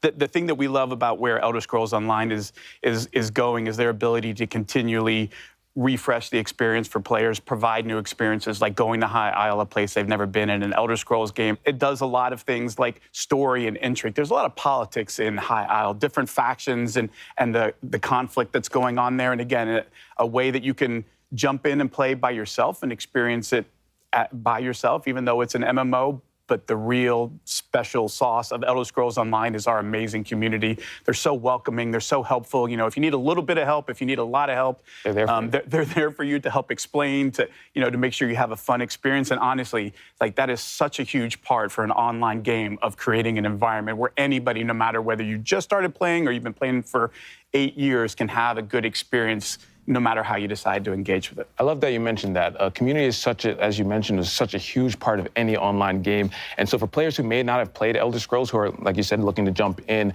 to know that they have that community backing them, that's going to help them guide them in their journey is super exciting. So, but I want to talk about Fallout a little bit. Okay. Huge milestone recently, 25 years of Fallout. It can rent a car even now. At this point, right? We're talking about it. All right, so this has to mean something super special to the team. Absolutely, and look, we are as aware of anybody. Like, this franchise did not start with Bethesda. It's one that we took on along the way, and our intent is not just to pay homage to, like, Bethesda Fallout. Like, no, we mean all Fallout, because what this series has done, what it meant to us as players when we went and played those games, played the original Fallout, Fallout 2, and then what the franchise has become, and sort of growing and finding an even, you know, a new audience with Fallout 3, Fallout 4, Fallout New Vegas, Fallout 76 is something we really want to celebrate. And honestly, you know, what's going on in Fallout 76 with the pit and your ability to continue to push the boundaries in an online game of story and meaningful player choice, and as you're going along, making decisions that kind of matter and have a real impact, I think is important in the evolution of Fallout 76. And just honestly, how far that game has come from its launch. Like, we're keenly aware of how that launch went, but we are also keenly aware of the incredible amount of effort and dedication from all of our teams across Bethesda to say, like, we believe in this thing, and we want to give the fans more of what they want and the kind of experiences that they want. And where Fallout 76 is now is truly remarkable when you go back and look at sort of where we were and how far we've come, and honestly, how much cool stuff is in store in the pit. It's going to be super fun. Excited to jump in. And again, that's one of those things that I'm sure you guys attribute to the community, giving that feedback. You know, that 76 community, again, not just in the game, but what they do for each other, to support other folks in the community, what they have done to raise funds for worthwhile causes. Like, it's not just an amazing group of gamers, it's an amazing group of human beings, and honestly, one that we're honored to interact with and be a part of every day. I love that, Pete. Before you make me cry, we're going to move on to Starfield, all right? Okay. All right, so let's talk about it. Starfield ended the show. I got to say, watching the trailer, breathtaking. It's one of those things from the different locations, and just seeing the difference between that moon versus the populated city, just amazing. The dog fighting, just everything was so awesome. The team really outdid themselves. It's one of those things about a Bethesda Games Studios game that I always love, and it's been the case, honestly, since, you know, I worked on Morrowind and Oblivion and all those games that, you know, we talked about. And for every single one, you cannot pin people down to, oh, it's about this, because it's not. Like, ultimately what those games are massive sandboxes where they give players just ridiculous amounts of freedom to say, you go figure out what kind of game you want to play and what kind of experience you want to have, because that's what this game is about. It's not us prescribing and saying, you have to do these things. And, like, no, it's about creating this huge sandbox with over 1,000 planets so you can completely explore and say, yeah, but you don't have to. Like, it's entirely up to you to figure out what is fun for me. Do I want story? Do I want to join factions? Do I want to, you know, build outposts and gather resources to build more cool stuff? The team really puts all of those tools in the player's hands and step back and says, now it's time for you to tell the story of Starfield, which is your story, which is going to be different than mine, which is going to be different than everybody else's. And I think that's really where the magic of a Bethesda Game Studios game happens. Speaking about the scope of everything, Todd said that this is what an epic RPG is. What does Bethesda define an epic RPG as? I think, again, it's sort of leaning into, look, there's a lot of folks who take a lot of different approaches on what does an open world mean. And Bethesda Game Studios always pushes themselves to the most freedom and least limitations, right? Where the items in the world are all real things. You walk into a store and there's a bunch of weapons or whatever. Like, that's not just art on a countertop. Like, you could pick those up. You could steal them and run out of the, you can create chaos. Like, we don't want to put too many limits on what the player is or isn't allowed to do. We love it when players say, I wonder what happens if and then they try it, and then they get to see, like, oh my Lord, chaos ensued, and it was insanity. Everybody was shooting at me, and like that's, I think, the beauty of Bethesda Game Studios and the number of ways that they push for you to explore that. Right? It's not just one. It's you could spend thousands of hours doing nothing but shipbuilding and like focus that as all you're about, and that's okay. But you could also be about exploring every planet and finding all of the good, and that's okay. Or you could just play the main story and be like, I want a kind of experience that I'm guided through so that I kind of get to see stuff, and I might stop here and there. Oh, there's a cool side quest that I got, but I want something that sort of leads me through because I'm a little, it can be a little daunting to say you can go do whatever I want. Like, ooh, I don't know what I should do. So some folks want a little bit of a guided path or to understand where the fun is, and no approach is wrong. Like for me, that's epic because it says we aren't putting any limits on what you can or can't do. We're going to set you loose and just sit back and watch the beauty that you create with your own stories and the way that you solve problems or choose to spend your time in this world we've created. I love that. And what you said about, those moments that maybe you experience that I don't, like those are some of the best moments if I think back to playing RPGs when I'm discussing with my friends. Oh, did you see that? No, I didn't see that. Where did you see it? And having them go out and find it. So I think that's going to be one of those things. We talk about that a lot, that sort of water cooler moment. Exactly. Of like you come in the next day and you talk to everybody about what you did, and you were like, wait, I did that quest, but I did this completely different thing. And you sort of start to appreciate all of the choices that you could have made. You didn't even realize were an option. Like, oh, I didn't even think about doing that. Like, oh yeah, I just ran in and stole his ship and shot all of his crew members and took off. Like, you can do that? Like, oh yeah, you can do anything. Like that, I think that is a special part of a Bethesda Game Studios game. And when we say epic RPG, we mean all of the stories, all of them. All right, you just gave me some ideas for stealing people's ships, so I appreciate that. That's going to be top on the list to do in Starfield. Now, we saw quite a bit of combat and action in the game. That seems to also be, in addition to exploring and everything, that seems to be another huge focus of the game. Absolutely. I mean, look, if you look at a game like Skyrim, which, like, everybody's played Skyrim at this point, it can, a combat is a big part of that. Unless you decide it's not. Like if you're one of those folks that says, actually, I'm going to do the alchemy thing, and I just go off and pick flowers and make potions and like live another life in another world this way, then combat isn't part of it. But look, we know in an epic RPG, there's always bad people, shooting at you. Sometimes you got to return fire, and there's a lot of fun to be had there. And so, providing a lot of different skills that sort of determine how good you are in combat, combined with all the different weapons in the game, and then you layer in ship combat and all of these other things, it starts to sort of paint a picture of just how broad or how deep the rabbit hole goes. It's going to be so impressive. And you touched on it a little bit, and I want to talk about it because this was watching the video, the demo, what I saw, and it really caught my eye is around the ship. It's not just getting in the ship and that's your ship. There's so much behind it. Can you talk about it a little bit? Yeah, like every ship is customizable to the nth degree, and not just like cosmetically. I want my ship to look like this or look like that, though obviously that's totally a thing that you could do if all you care about is cosmetics. But it goes much deeper than that in terms of like what kind of shields you have, what kind of weapons you have, like what kind of ship are you building? What do you want it to be good at? What trade-offs are you willing to make or not? And then the other part of it is, of course, well, you can't just, like, it's a spaceship. Those aren't cheap. So you have to figure out, like, how am I going to do this? Where do I get the resources to build this stuff? What kind of, skills do I need to level up to improve different parts of my ship beyond, what I could do without those skills? So there's a lot of, again, choices in terms of you get to decide that, how much you want to put into that or not. Do you just want to give somebody money for the parts that you want? Do you want to build it? All of those things are sort of part of the fun of deciding how much do you want to interact with this and how do you want to interact with it. Absolutely. I mean, just as you mentioned, the scope, the level of player agency, something that I feel like is going to just make Starfield such a special experience. So between Redfall, ESO, Fallout 76, and Starfield, you all are just killing the game. Yeah, we got a few games coming out. It's going to be so great. Pete, thank you so much for stopping by. Thanks for having me. Of course, Pete. Now, coming up, we'll hear from our friends around the world, including Squanch Games, Obsidian Entertainment, Playground Games, and of course, Xbox fans like you. But first, let's hear from the creators of one of the world's most popular Battle Royale games.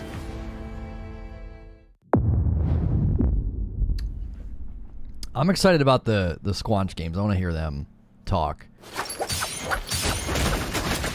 I'm also interested in the 大 campaign 家好， for 我是 this. 永劫无间制作人关磊。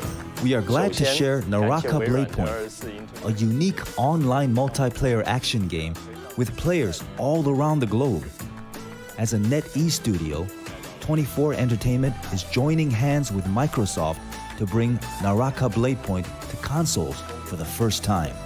You could play the game on Xbox Series X and S, as well as Windows next week. We're also joining Xbox Game Pass, a platform with a huge player base and a vast, bright future. Naraka has been so well received on the PC platform. I am so grateful to the players for their love and support. As a competitive survival game incorporating a lot of action elements, Naraka features a range of characters with unique personalities. Each hero draws from different civilizations and cultures. Battles allow for a great degree of strategic play. You've got a wealth of melee and ranged weapons to choose from, and a vast map filled with interactive elements to explore. Perhaps you'll engage your foes in samurai combat, katanas at the ready, or maybe you'll use Persian assassin techniques and strike from afar. With your grappling hook, you can fly between temple walls and across bamboo forests with ease. Beyond solo endeavors, you can also party up with friends and use group tactics to flatten your foes. That's Naraka's underlying design philosophy, that you're unchained and have the freedom to choose how you play.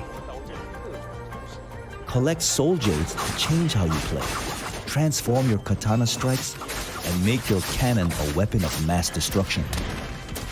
Each hero can be customized too. Whether you want to rush into battle as a berserker warrior or cast fireballs as a sorcerer, the choice is yours. We can't forget to mention our unique face customization system too.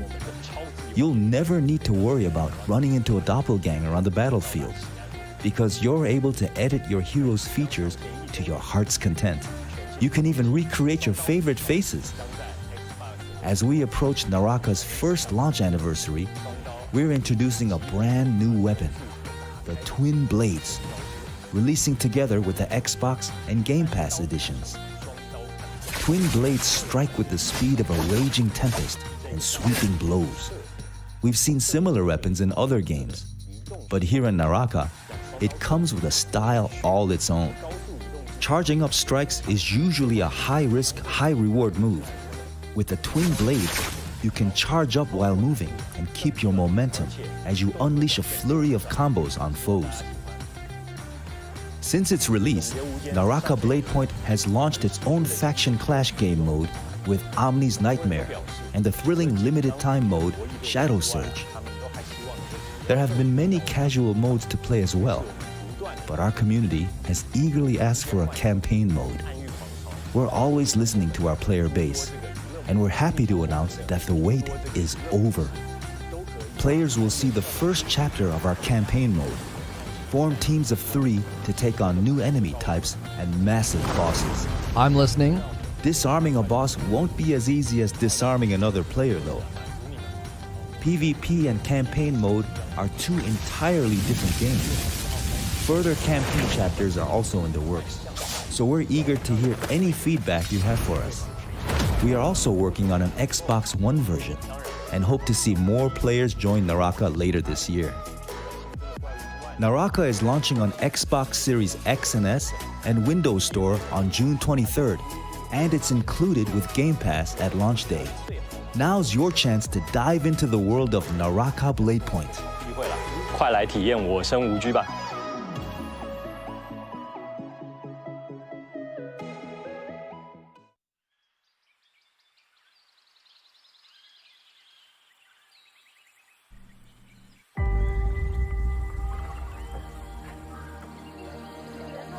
History is filled with moments of greatness. Some well-known, some lost to time. But what about the history that could have been if you were its architect? How would you reshape the world? What new stories would you tell? And when your people speak, would you listen? How would you lead them in this new world?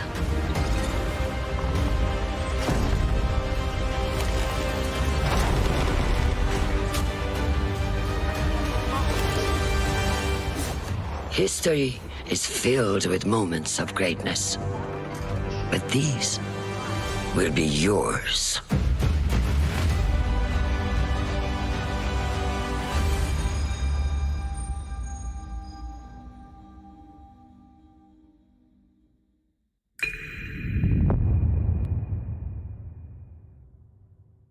I'm excited to welcome our friends from Oxide Games for a closer look at their historical grand strategy game for PC called Ara: History Untold. Dan, Michelle, thank you two for joining us today. Thank you for having us. And on behalf of the entire studio, we are really excited to be here and finally be able to talk about Ara. I mean, we all are excited too. You just had the world premiere 2 days ago for Ara. And I have to say, I'm a really, really big history fan. I love me some history, so I've been looking forward to talking to you two about this.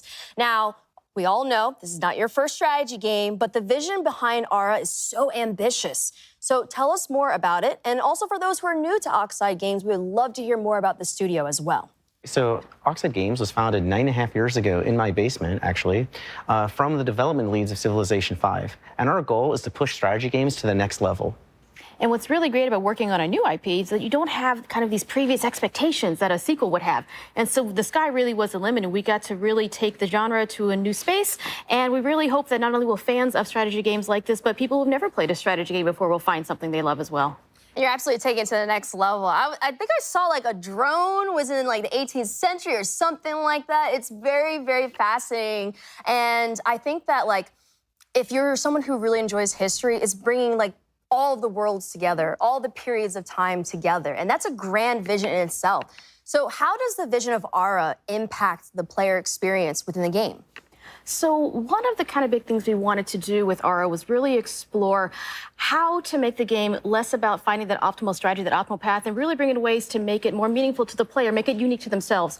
So what are different kinds of choices we can bring to the player so that when you play it's different than when I play, and yet we can both be competitive together? How can we do things to really impact agency and expression and really let you express your values and your play styles through the different mechanics in the product? And Dan, what about you? How does the vision impact the overall experience? So one of the big things that we've been working on is what we call the living world. We wanted the expression of the game to manifest itself in a way that felt authentic and cool. So we've spent a lot of effort on making sure that the choices that you make are expressed in a visual way. And so you're going to see your citizens doing things that reflect the choices that you've made. And this is actually really challenging. So one of the goals when we founded Oxide was to not have to tell the designers, no, you can't do that thing. And so the game is obviously huge. It's just massive. And so it's a very large technological constraint from doing something like that. But we have our own proprietary engine that allows us to really bring this alternate Earth to life. I think that's the beauty, right? Because in history, the great thing about learning history is that you learn about culture, you learn about stories, you learn about things that are probably brand new to your eyes. But the way that Ara helps you remix, reimagine, and rewrite history is a beautiful sight to see. And I'm excited to get my hands on it, and I'm sure everyone else is who's watching. So let us know, where can we learn more about it, and when can we get our hands on it? Because I need it today. So if you head over to the website, you can sign up for the Insider program, which will give you a chance to join the technical alpha and play the game later this summer, which is super exciting because we've been playing it, all the time. And so now you'll have a chance to play. Dan, Michelle, thank you two so much for giving us the lowdown on Ara. Really appreciate it. Thanks for having us. Grounded is finally leaving early access and moving into full release with a highly anticipated story mode. Here's Adam Brennicke and Eric Dorabella from Obsidian Entertainment to tell us more.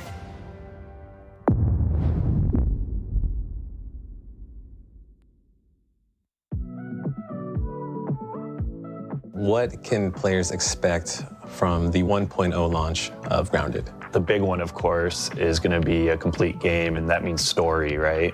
From beginning to end, you can play through, why are you here? Who put you here? Yeah, exactly. And how are you going to get home? I think those are like the big questions that people are asking about Grounded. Originally, we really just wanted to make a survival game. And one of the jokes was, hey, what if we did backyard survival? Everyone was like, yeah, that's a very unusual idea, but I think there's something there. One of the things that we did early on was establish the art style of Grounded. Things started like coming to life as we did the initial prototypes and like seeing some of the cool things, like the first time we added like the spider into the yard, seeing the reactions of people in the office, like even like jump scares, like people screaming.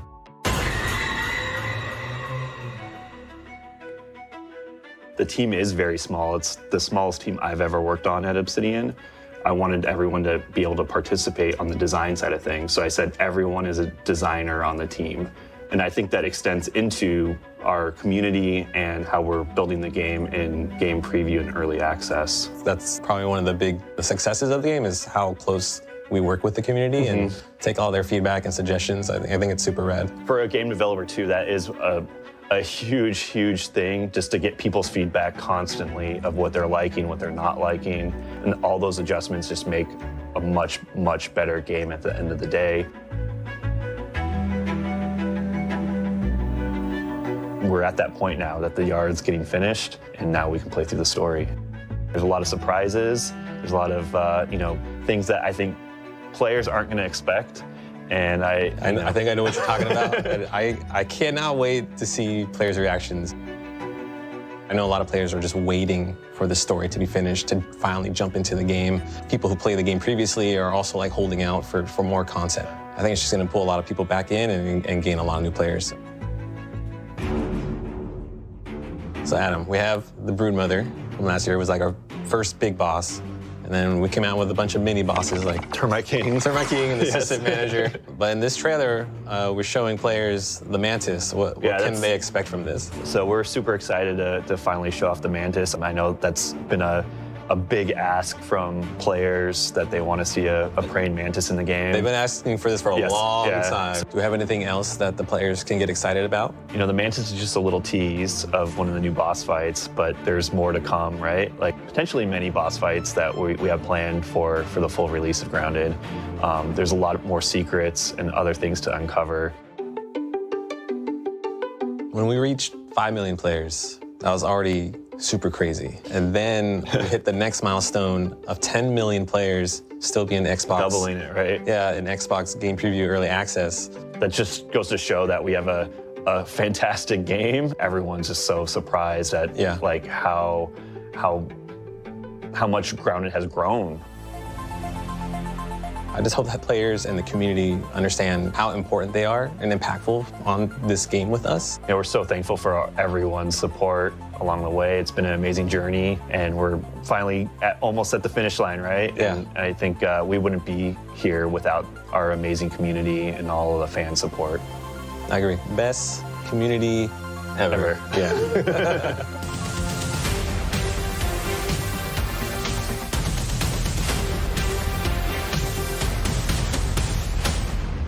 Yeah, I wanted to love the game, but I just felt like spiders and mosquitoes and some of the insects, they were so aggressive that like it just, I don't know, it made early game extremely, it just felt like a giant nuisance. To this location, we're on our way, let's go.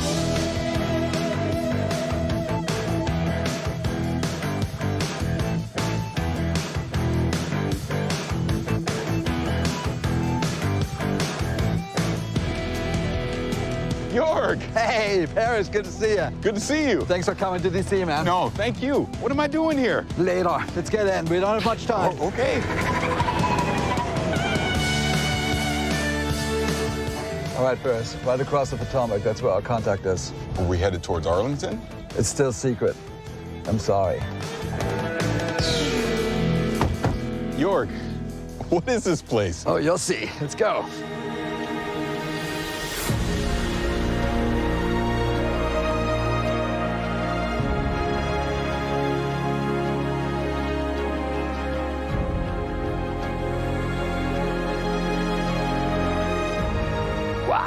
Look at this place. Nick, how's it going? Hello. Paris, I would like to introduce Nick Partridge from the Smithsonian National Air and Space Museum. Thank you for having me, but this makes a lot of sense. I saw during the trailer there's a collaboration between the Smithsonian National Air and Space Museum and Flight Simulator. Here we are at the National Air and Space Museum. So let's talk about that collaboration. Tell me more about that. Well, Jorg and I have been talking for more than a year. He was looking for me, and it turns out I was looking for him to ask the same question, which was, don't you think that our organizations have a lot in common, dedicated to bringing flight to everyone? And I was looking for the Spirit of St. Louis, which is in the Smithsonian ever since 1928. And the Smithsonian was gracious enough. They gave us a millimeter perfect scan, which is what we'll feature in the 40th anniversary edition. But as Nick and I kept talking, it was very clear, you know, the world's foremost museum for air and space, the Smithsonian. Yeah. And Microsoft celebrating its 40th anniversary. It's a match made in heaven, and there's lots of things we can do. Yeah, authenticity, accuracy, access, it's all there. We're hoping that if everyone has as much fun in the community with the content that we initially collaborated on, a couple of our most historic aircraft, and some of the other aircraft in this center are already in the simulator, maybe we can jump in with both feet and do more in the years to come. Maybe even, who knows, we'll go crazy. We'll put the space shuttle in there. Oh, that sounds amazing. All right, you guys have never been here before, No, right? this is my first time. All right, so keep your eyes peeled, stick together, and Jorg, I've got something special for you right around here. Perfect. Check this out. This is my favorite plane, the Junkers Ju-52 3-motor. Amazing. And that is an awesome plane. And as I look at all these planes around here, it makes me ask the question, are you going to put all of them in Flight Sim? Maybe not all of them, but we hope a lot of them. In the 40th anniversary that comes out this fall, we already have 3. We have the Wright Flyer, the Spirit of St. Louis, and the DC-3. And we hope to get a few more. As Nick and I were talking, there's a lot of things we could do. Yeah, we started with the most iconic ones, and who knows? There's no lack of opportunity. You know, I keep saying amazing because this place is amazing. And just like Flight Sim, it just keeps going. So what else is happening? It does seem like we're going supersonic, like the Concorde here. We've been doing a major update ever since we launched, every month since August 2020. And just today, we're actually launching World Update 10. And guess what? Tell me. It's the United States, and it's huge. We have a dozen cities, a new height field, brand new aerials, new missions, new airports, new everythings. And as always, it's free. And check out this beauty. This is the Beechcraft Model 18. They call it the Twin Beach. It's a famous plane, and that's also launching today. And it's a great coincidence. It's actually a huge coincidence. Jorg's been working on that Beechcraft since before we met, but it's a great example of how much we already had in common. So Jorg, what can we expect the rest of the year from Flight Sim? We have a ton of great things coming up. So today is World Update 10. We have 2 more World Updates, one in August and one in October. And then in November, we have the big 40th anniversary edition, which will be an absolute delight for anyone who loves aviation. Okay, that 40th anniversary edition. Tell me more about that. Yeah, so we're celebrating by bringing back some of the planes from the old sims, like from Flight Sim 10, 9, 8, even before that. And we're restoring some of the old missions, and we're bringing back some of the airports that were in those editions. So it's a real celebration of the franchise. So this celebration is not only of the franchise, but the past as well. And we're also adding brand new things on top of it, like that the community really wanted. For example, helicopters. Sobo wrote a brand new fluid dynamic system to make all that work. And then we're adding gliders, which is a completely different way to experience the planet. It's just you and the wind. Right. And then the last one is we're bringing, it's the biggest deal for simmers, a brand new real-to-life airliner, the A310 from Airbus, by a brand new partner called Builds, a great development team. In fact, of the 10 planes we're bringing, most of them are created in collaboration with third parties. So it's a really cool way for us to integrate with the creator community. Now, how do I get this? If you're on Game Pass, if you already own Flight Sim, the 40th anniversary edition is a free upgrade. This has just been an incredible experience, seeing all these planes and going through the history and everything that's come in the Flight Simulator. I mean, thank you so much. Thanks for coming to DC. Paris, thank you, Nick, for the great collaboration with the Smithsonian and for kicking off the 40th anniversary edition of Flight Sim. It's been wonderful. Thank you so much. Yeah, thank you.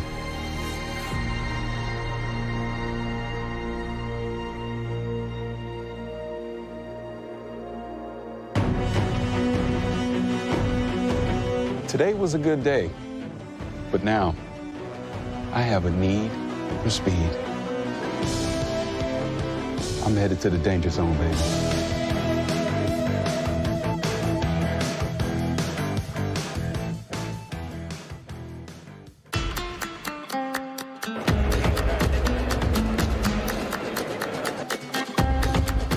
Estamos aquí para disfrutar del mejor día de mi vida, el día de la Xbox, que estoy muy emocionado.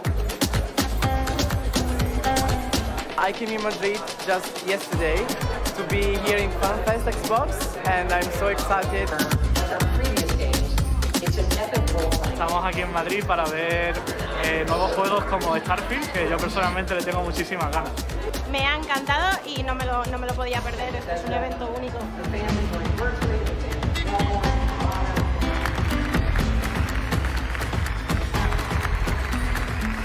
Why gaming? Just a passion. Son experiencias únicas. Me ofrecen algo que no encuentro en otro lado.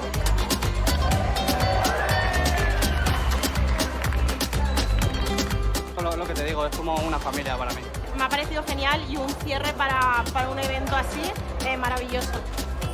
Just the passion that people have. I feel very welcome.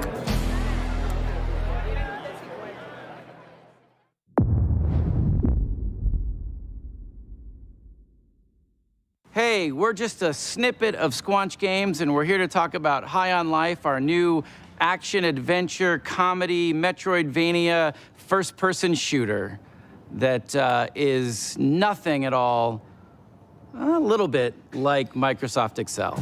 All right, you're a bounty hunter now. You gotta help me rescue my friends. They're Gatlians, just like me.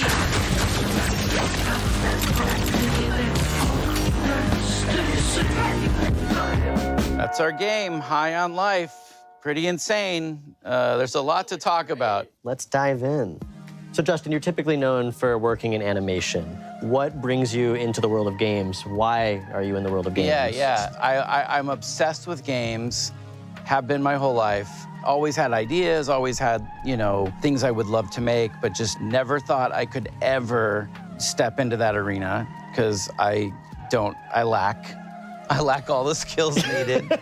You don't know how games work. Other than like creative direction, creative ideas, like other than that, I lack all the skills to execute. But that's why, that's part of why you want to start Squanch, right? Is to be able to have an idea like that and let it grow to something amazing. And to be able to be creatively free. I wanted to make games that I wanted to play. And that was sort of the spark that just lit the fire of Squanch Games. And then we shipped Trover, and we shipped Accounting Plus, and now we're on this absolutely dream game. This is like our real legit swing at like a proper, we're indie, but this is like our AAA, or is it triple I for indie? Yeah. We're triple I. Yeah. This is a triple I game. So the story of our game mostly follows Earth being invaded by this evil criminal cartel of aliens who come in and kidnap humans and start selling them on the black market like they're drugs. And you're the one human who has to team up with a talking gun and stop them.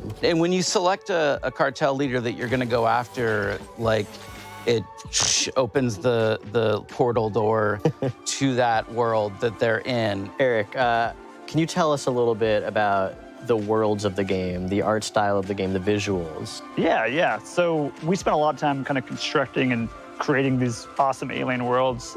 Myself and Mikey Spano, who is our art director, him and I worked a ton on the sort of art direction of the game. He really kind of landed in this space, which was kind of Blade Runner meets the Muppets. So we're trying to capture that feeling with all of our characters, and especially our aliens.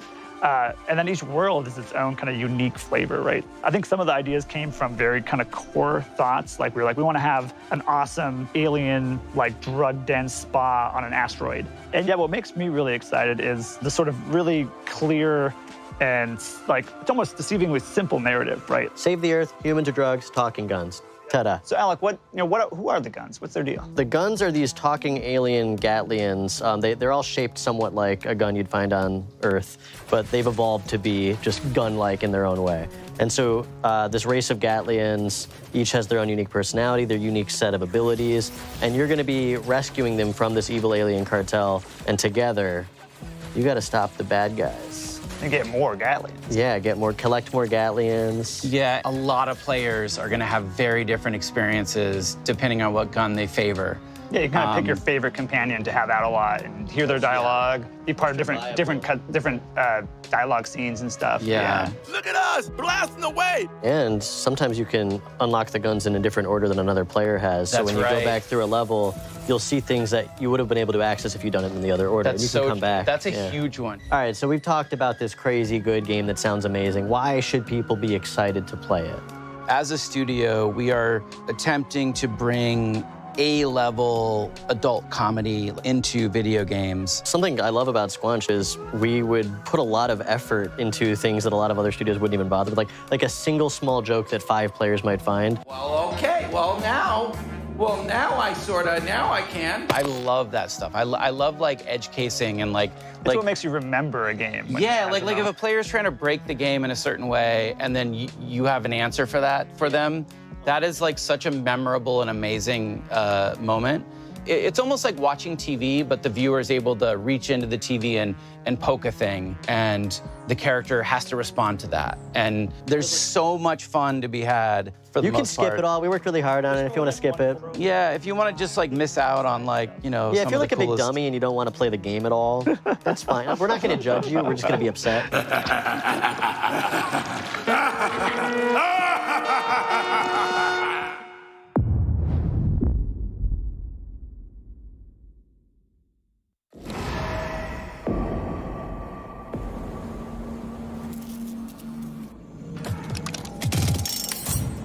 This is gonna be fun. You know I can't let you leave.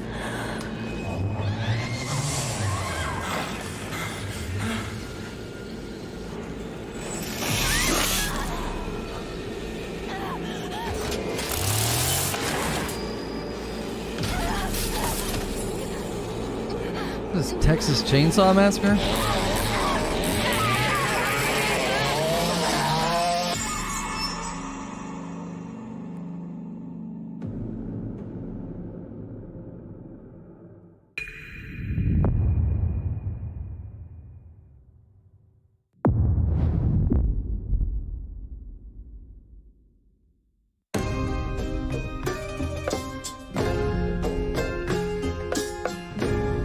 Pentiment is a narrative adventure game set in 16th century Bavaria, which is part of the Holy Roman Empire. You play a character named Andreas Mahler, who is an artist working at a Benedictine abbey. He gets involved in a series of murders and scandals and tries to unravel them over a period of about 25 years. Yeah, probably The name Pentiment, it is specifically referring to paintings in which there's an older painting underneath the painting that you see on the top. And if you scrape away the top layer, you see what was left behind. This has a bunch of significance. Obviously, you're playing a painter, but also it has a lot of significance to the idea of history kind of being covered and uncovered over time. When I saw narrative-driven games with really distinctive art styles, I was inspired to make a historical game that focused on the unique art style of the early modern period that was really driven by the relationships between characters and the stories that played out over time.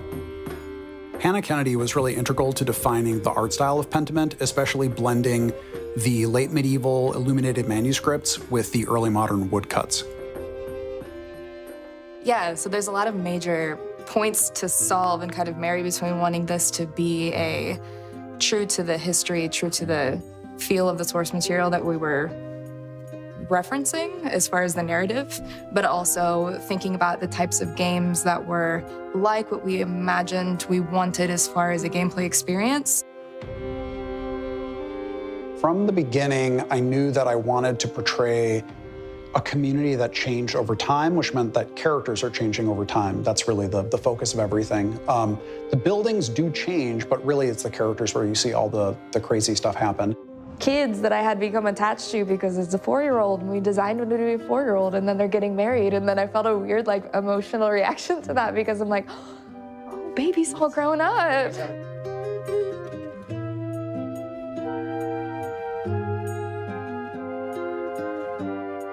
I think the 16th century has always been really interesting to me because it was a time of such social upheaval in Europe.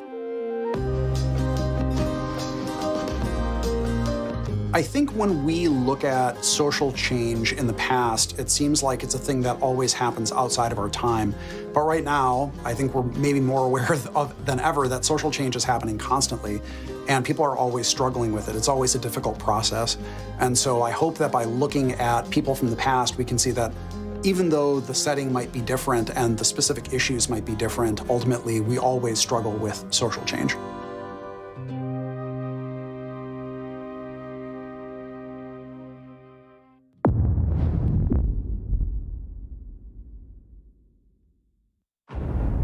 Just putting on this bandana. All right, let's do crime.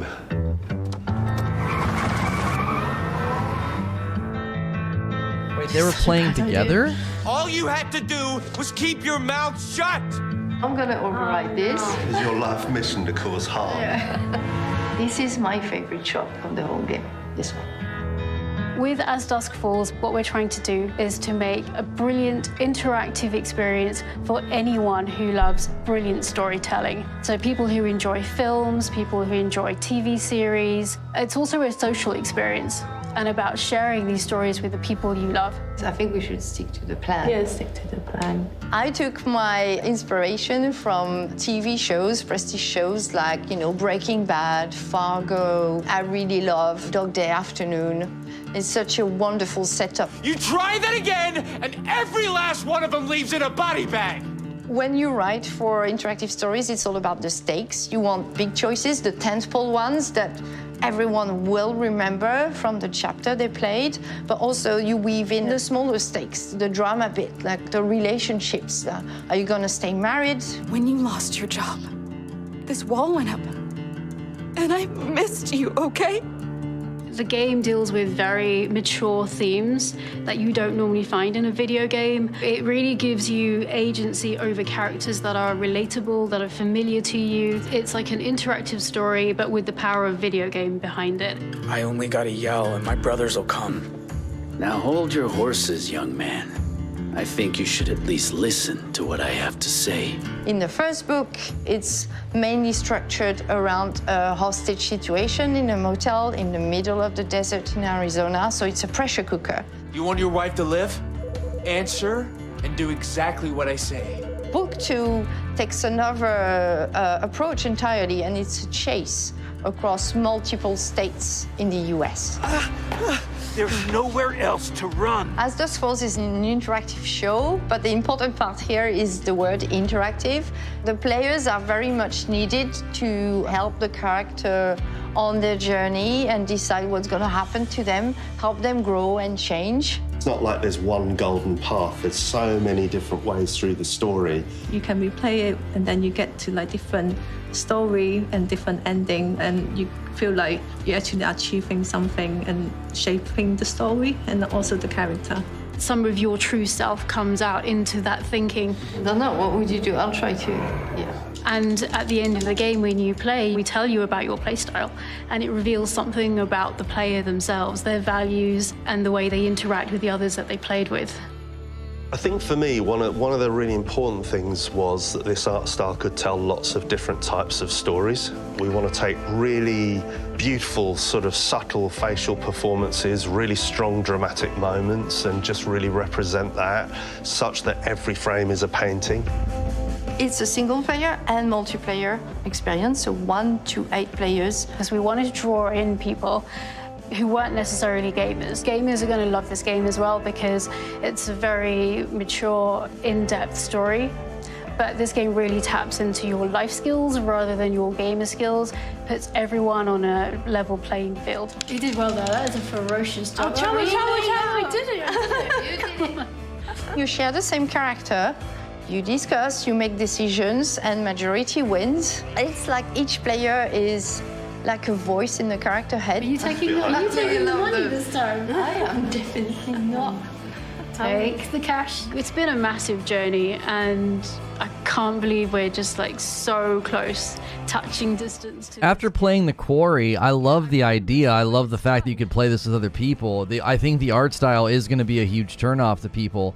I swear that bearded guy looks like the guy from the Simple Math song by what's their name, that band Frick, he looks like the main guy from that music video. Let's check out what mysteries, adventures, and, of course, slimes are waiting for us in the new, vibrant world of Slime Rancher 2. I don't think they showed this during the main showcase, did they?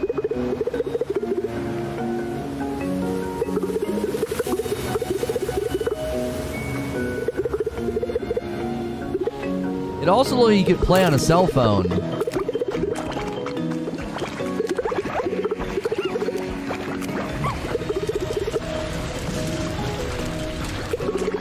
I thought the voice acting was fine. It's just a weird art style.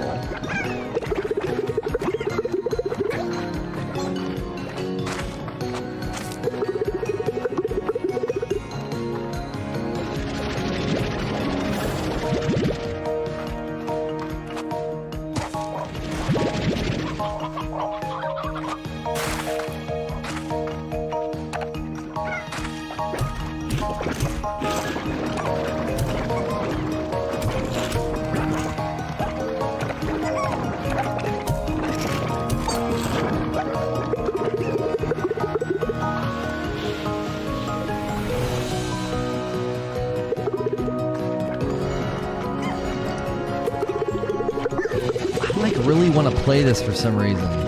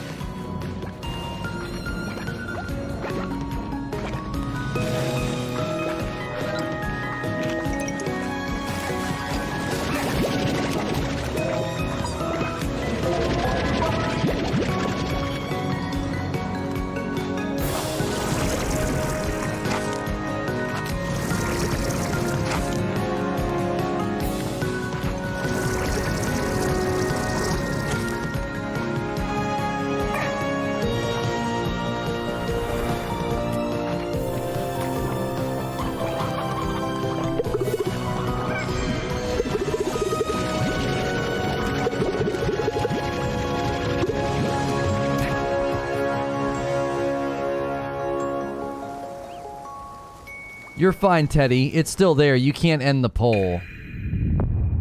I mean, you might be able to end it, but closing it doesn't close it for everybody. All right, time to get going. First trip in a while. Hey, Major Nelson. Australia. Passport. I need a passport. Where's my passport? Passport.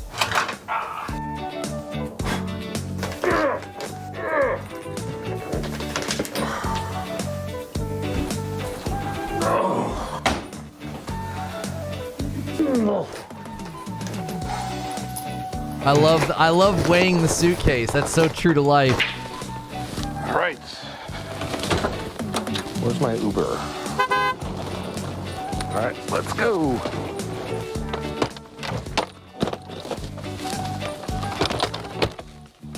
Let's go.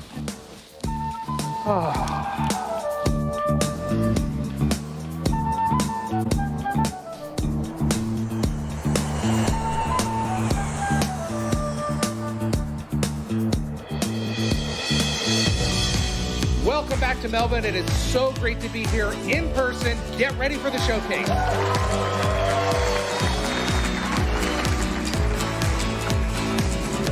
Not how it works. Passports have to be renewed. Yeah, but they last like a really long time, don't they? I think ours were 15 years, maybe?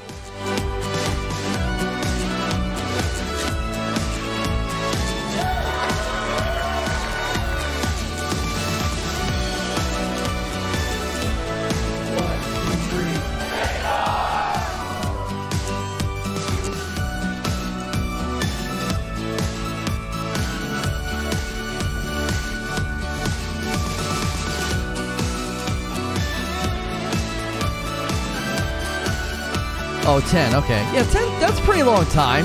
It would be dusty. Leah, you're in Melbourne with FanFest.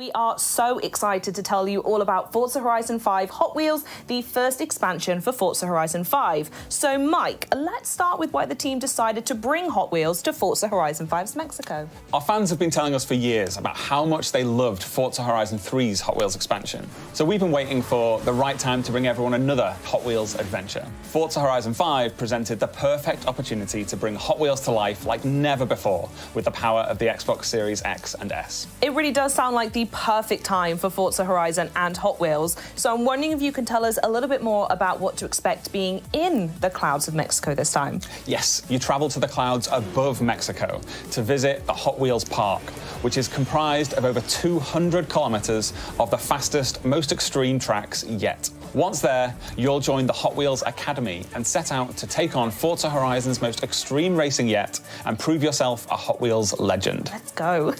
As well as the iconic orange Hot Wheels track, you'll take on new driving experiences across gravity-defying magnet tracks, as well as ice, water flume, and rumble tracks.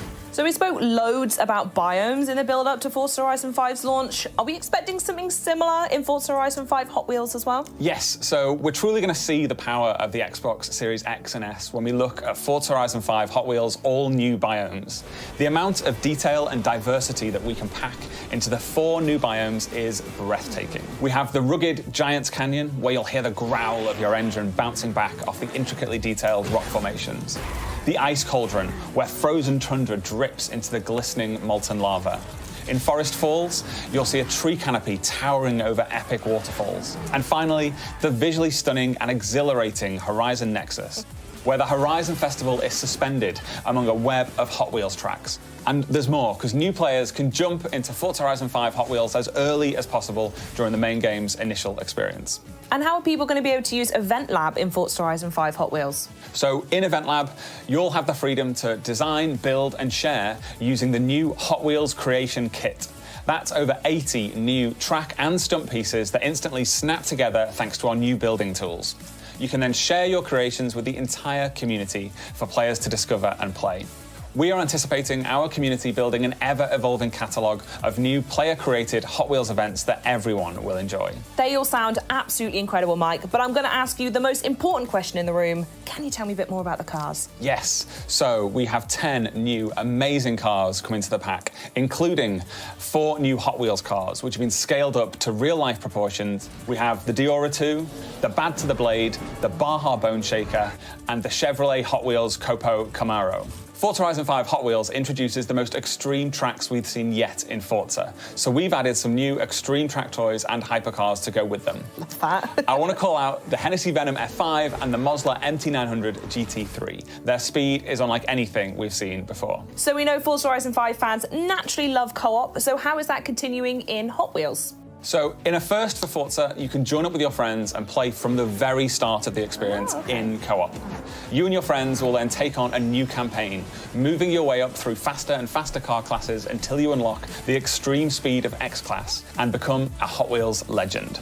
You can also choose to take on the world in Horizon Open or team up with your friends to take on a team of drivatars in the Horizon Tour. Ooh, I absolutely love that. Final question now, though. When can we expect to play? Yes, so Forza Horizon 5 Hot Wheels releases on July 19th on Xbox Series X and S, Xbox One, Windows PC, and Steam. Mike, thank you so much for joining me. This has been so much fun, and I cannot wait to play.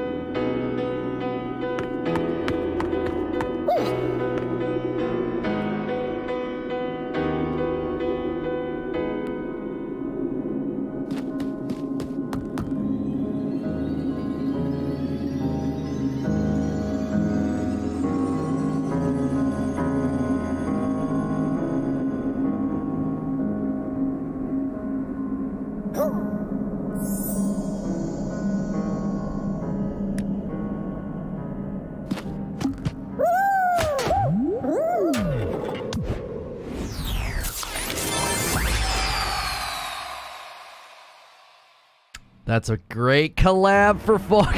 Now, on to our next block, pun intended, of course. Minecraft Legends is the action strategy take on the franchise you never knew you needed. I'm here with Dennis Rees from Mojang Studios, who has just released the world premiere trailer of Minecraft Legends. Dennis, welcome to the show. Thanks for having me, Malik. So happy to have you. I mean, this is a really exciting time for the team. Let's talk Minecraft as a whole, though. That game, I have nothing to back this up, but I feel like everyone on the planet's played Minecraft at this point. But that wasn't enough for you all. You all went and made Minecraft Dungeons, and now we're moving on to the recently revealed Minecraft Legends. So one, tell me a little bit about what it means for the team to actually be able to reveal the game, and then two, just let us know what Minecraft Legends is. Well, we are so excited to finally be able to talk about this game with the world. We've been working on this game for some time now. Minecraft Legends is an action strategy game. Is set in the Minecraft universe. And in order to build this, we really wanted to partner with a great company that understands strategy games. And so that's when we reached out with Blackbird Interactive. And in doing so, we were able to create an experience that is welcoming for people who may have not played Minecraft, but also people who have. And I mean, you've seen the trailer. It's about going and traveling through these beautiful biomes, exploring this world that is familiar yet still mysterious. And so as you explore these lush biomes, you collect resources, and then you use those resources to build defenses from these dangerous but very cute piglins. And in those offensives, you're able to fight them back and send them back to where they come from. And you know what? You're going to probably want to build some alliances with some unexpected friends because they're going to help you actually defeat the piglins and send them back to where they come from. I'm looking forward to it, and I love what you said about trying to make a game that's both for fans of Minecraft that exist and new fans coming in. Minecraft can go in so many different directions, I feel like, with a new game. What made you choose action strategy? Well, really, it was many years ago, as a group of folks at Mojang sitting around talking about what game genres they really enjoy. And action and strategy were the most popular ones that came up. And so we started to think about who we could partner with to build that experience. And that's where we came into Blackbird Interactive. And that was back in 2018. And, the project was codenamed Badger. And an interesting little fact for many of those people that might follow Minecraft, if you go back to Minecon 2018 and you look at the shirt that Jens Berenstain was wearing, you'll see a graphic on there, and it's in the shape of a badger head. And really, that was meant to be an Easter egg for years forward, which here we are now. I gotta say, I love a good Easter egg. Now, where would you say that Minecraft Legends fits in the overall Minecraft universe? Well, the Minecraft universe is just always growing and expanding. And if it's not from our partner communities, then it's from Mojang specifically. Like you mentioned, Minecraft Dungeons. That's a great example where Mojang went out and we built this dungeon crawler experience in the Minecraft universe, and players love it. It's wonderful. And with Minecraft Legends, we're trying to do something similar, really. And here we're going to be introducing a narratively driven campaign with a whole bunch of new characters and a lot of other things that I'm not ready to share right now. Dennis, I thought we were friends. You can share it with me and everyone watching. No? Okay, I won't pry anymore. But tell us when the game is coming out and where we can keep up to date. It's coming out in 2023 on PC and console on Xbox Game Pass. And if you want to know more, just follow us Twitter or jump on Minecraft.net. Dennis, I'm so excited to jump into Minecraft Legends. Thank you so much for stopping by and giving us the lowdown. Thanks for having me.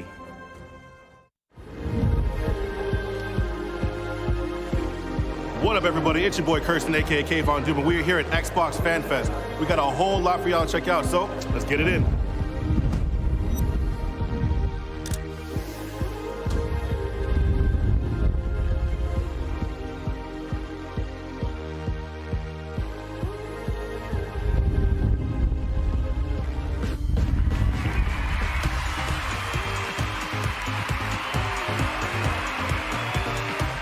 They asked me what year Halo came out, won this sweet jersey. I couldn't believe when I was here on site that I would get to meet the real Master Chief. Experience here, out of this world. It was really cool to see. I'm gonna go get my nails done because they have a nail station and these things need to be painted. Redfall looks dynamite, and come on, Diablo 4. Oh, it's so, why are you so gruesome? All bloody things. No, but it's great. I love it. What a day we had today. Thank you, everybody, for showing up to Xbox Fan Fest Toronto. Had a lot of fun, saw a lot of games. Great experiences overall. Catch you in the next one. Here we come. Are you ready for more? Standing that's what we got. Coming in real hot. We breaking down the ground, whether you ready or not. Start it up. Do it like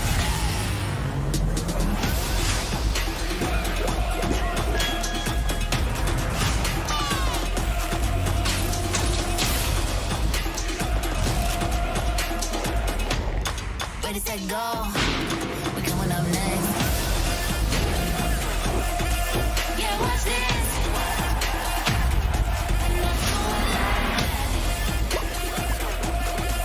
Yeah, watch this. Do it like that. Yeah, right now it's that move. Go and do that thing you do. Turning heads, you make them look. Yeah, they got their eyes on you. Yeah, set it up. Ain't seen them yet.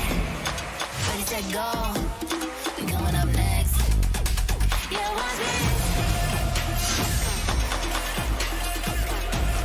Do it like that. Yeah, watch this. Do it like that. Do it like that. I'm joined now by Sarah Bond, who leads the gaming ecosystem organization here at Xbox. Sarah, it's so great to have you. It is awesome to be here and so good to see you too. Yes, I'm super excited for this conversation because as we know, game creators are crucial to Xbox's success. And whenever you talk about them, it's with such passion and tenacity. I love it. And it sounds super important to you and the rest of Team Xbox. So my question to you is, how do creators inspire the work that you and your team do? The creators are just the bedrock of everything we do on my team. You know, when you really think about it, where gaming really comes from is it starts with someone who has a creative idea that they choose to put into a game that we all get to experience and enjoy. And that's really the bedrock of our industry, of what motivates us, is to help those people, those developers, bring their stories out. And we think about it in three ways. You know, how do we create a vibrant and engaging gamer community for them to come to through Xbox?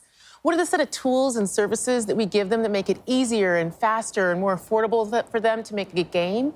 And how do we create a range of business models that they can use? Because a business model really enables them to perform all sorts of different types of innovation.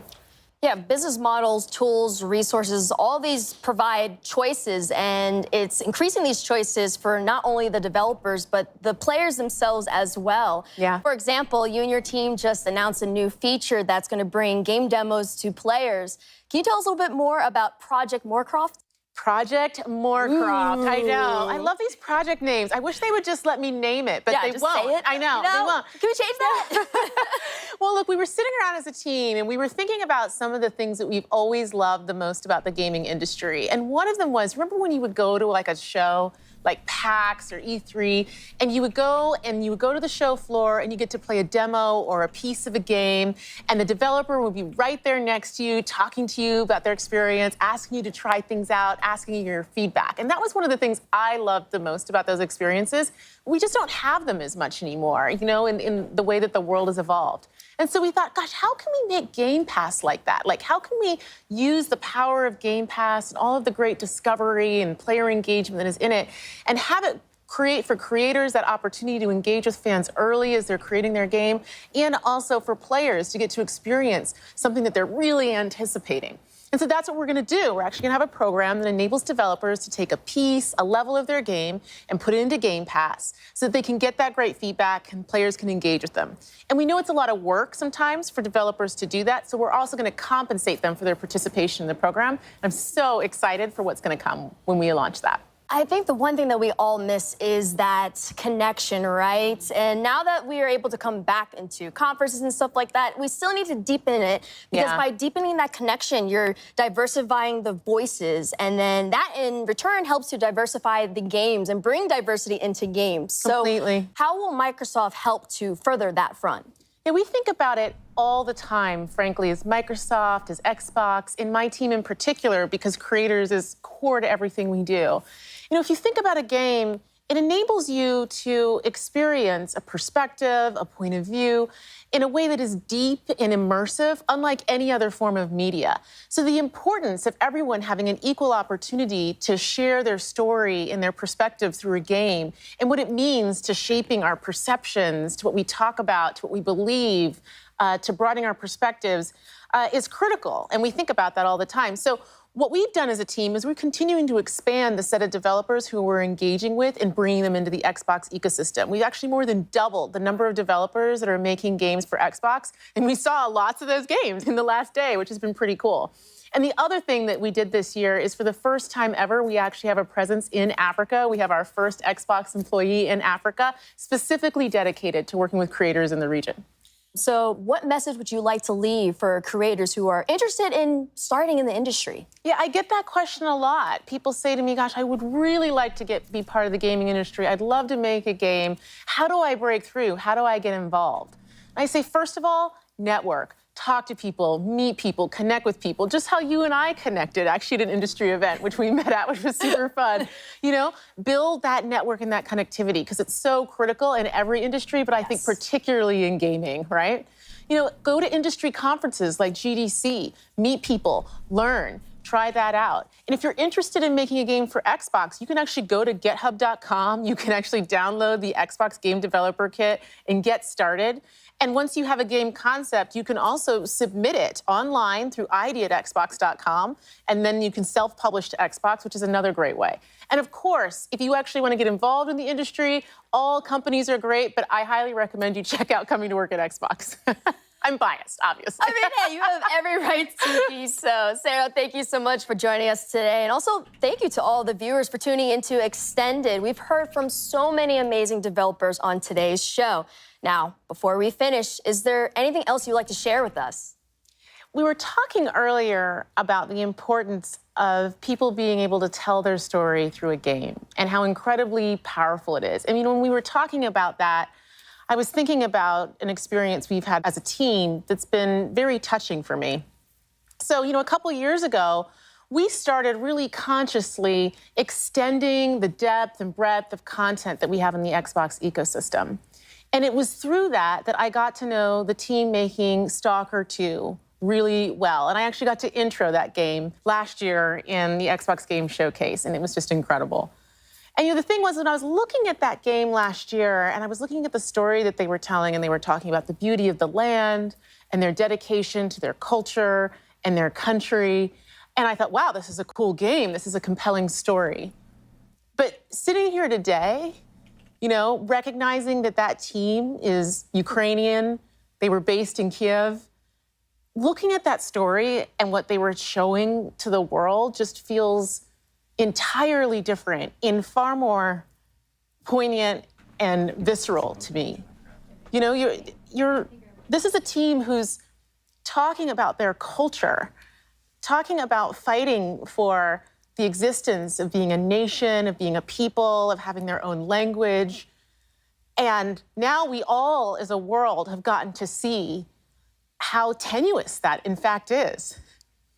And it's an honor, frankly, to be part of this industry and to have the opportunity to uplift their voices and to let their story be told through a gaming experience, especially knowing what we know now about the situation in Ukraine. And as part of that, they actually shared with us something that they wanted us to share with all of you today as part of the show.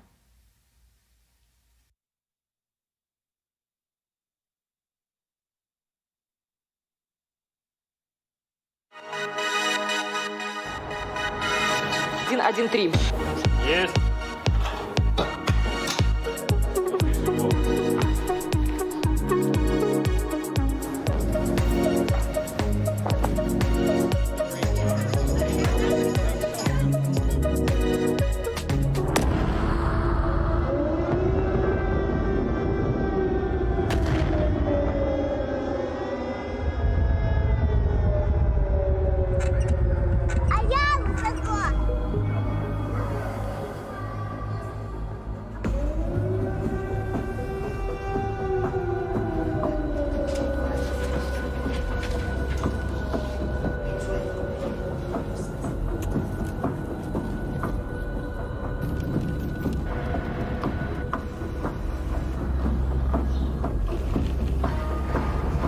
здесь кипела работа, идеи, она не останавливалась. 3 месяца назад началась война России с Украиной. Шок от робочий день починається тривоги. Під час сильних обстрілів ми біжимо в укриття.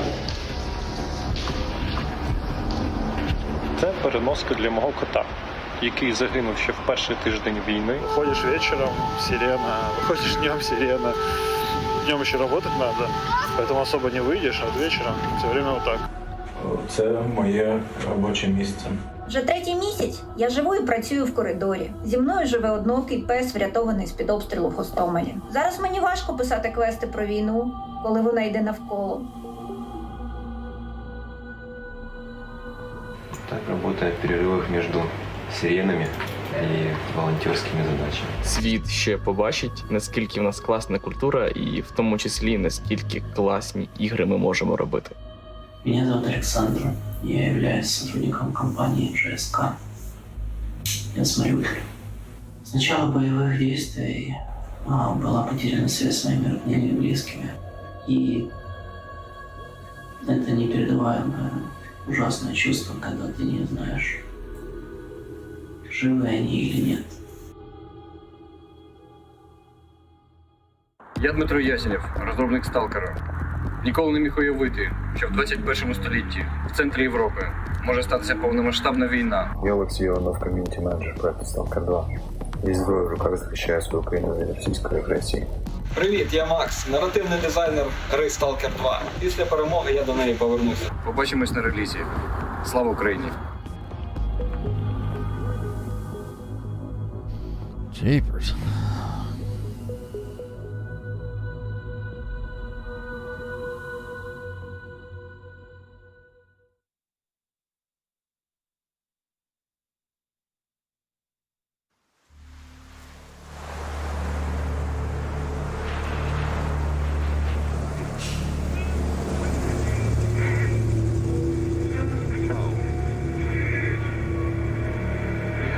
Last question, Dr. Dallin.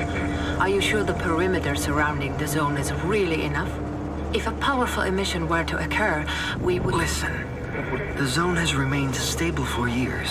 Besides, we didn't establish the most advanced institution in human history without first guaranteeing its safety. As the head of the Scientific Institute for Research of the Chernobyl area, or CERC for short, I believe the wonders that we will bring to the world far outweigh the potential risks.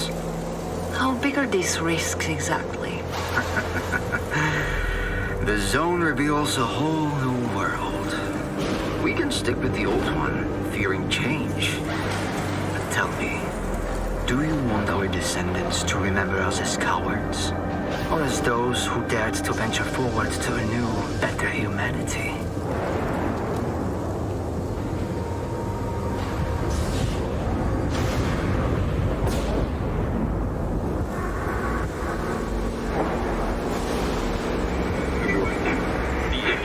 Evacuated.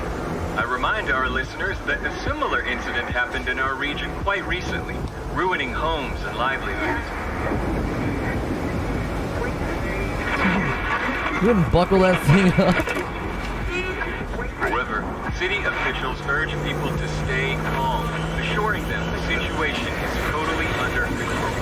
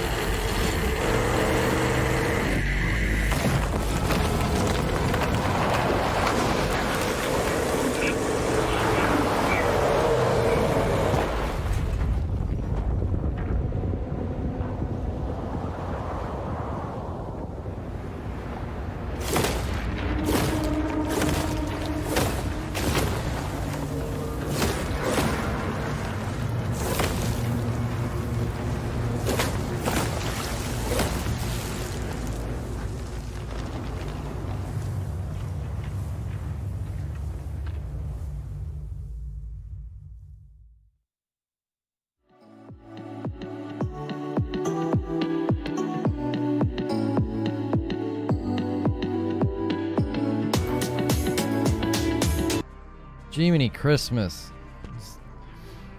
It's a shame that we finally It's a shame that we finally got to see Stalker 2, and it was super, super late. There's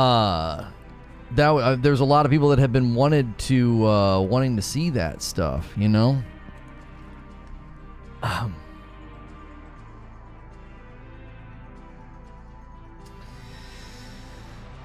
Stalker on Game Pass? Yeah, I don't know. Yeah, I mean, I thought that was a good ender.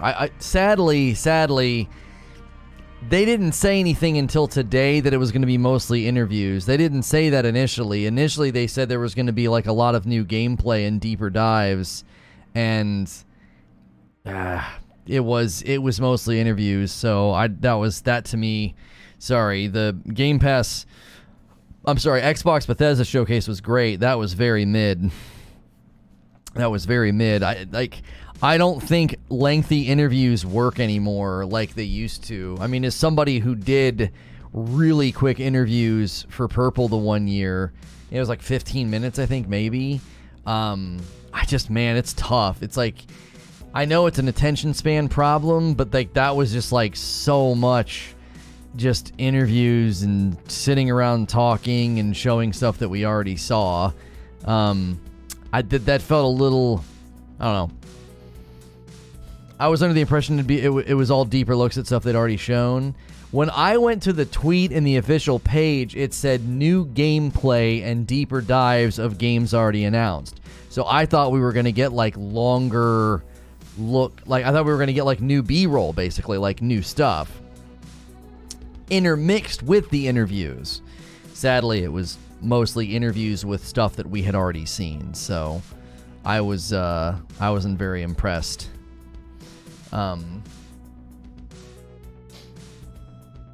So it wasn't that it was bad, it was just kind of mid. It was like, okay, cool, you know. That's the point of extended.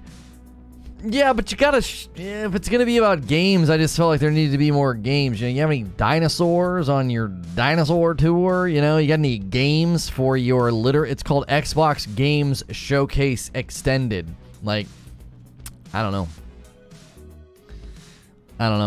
I wanted to see more gameplay. You know, I don't dislike interviews, but when the interview is just over top of stuff that we've seen, it just got a little long in the tooth pretty quick.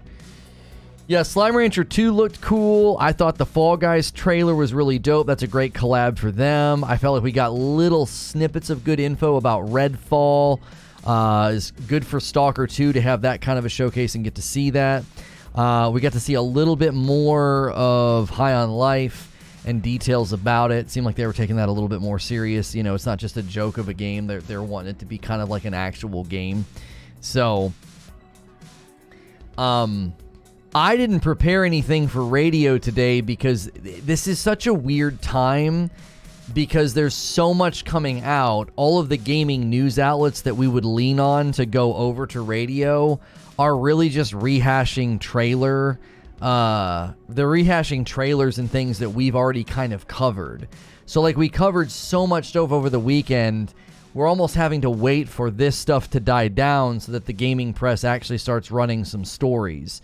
The Assassin's Creed thing actually had some pretty good stuff in it. We may end up just leading with that tomorrow on gaming. I went and just quickly browsed all of my gaming news outlets, and I just didn't see anything worthy of like, hey, let's quickly go over to radio and talk about this. Can we do an AMA today since we didn't last week?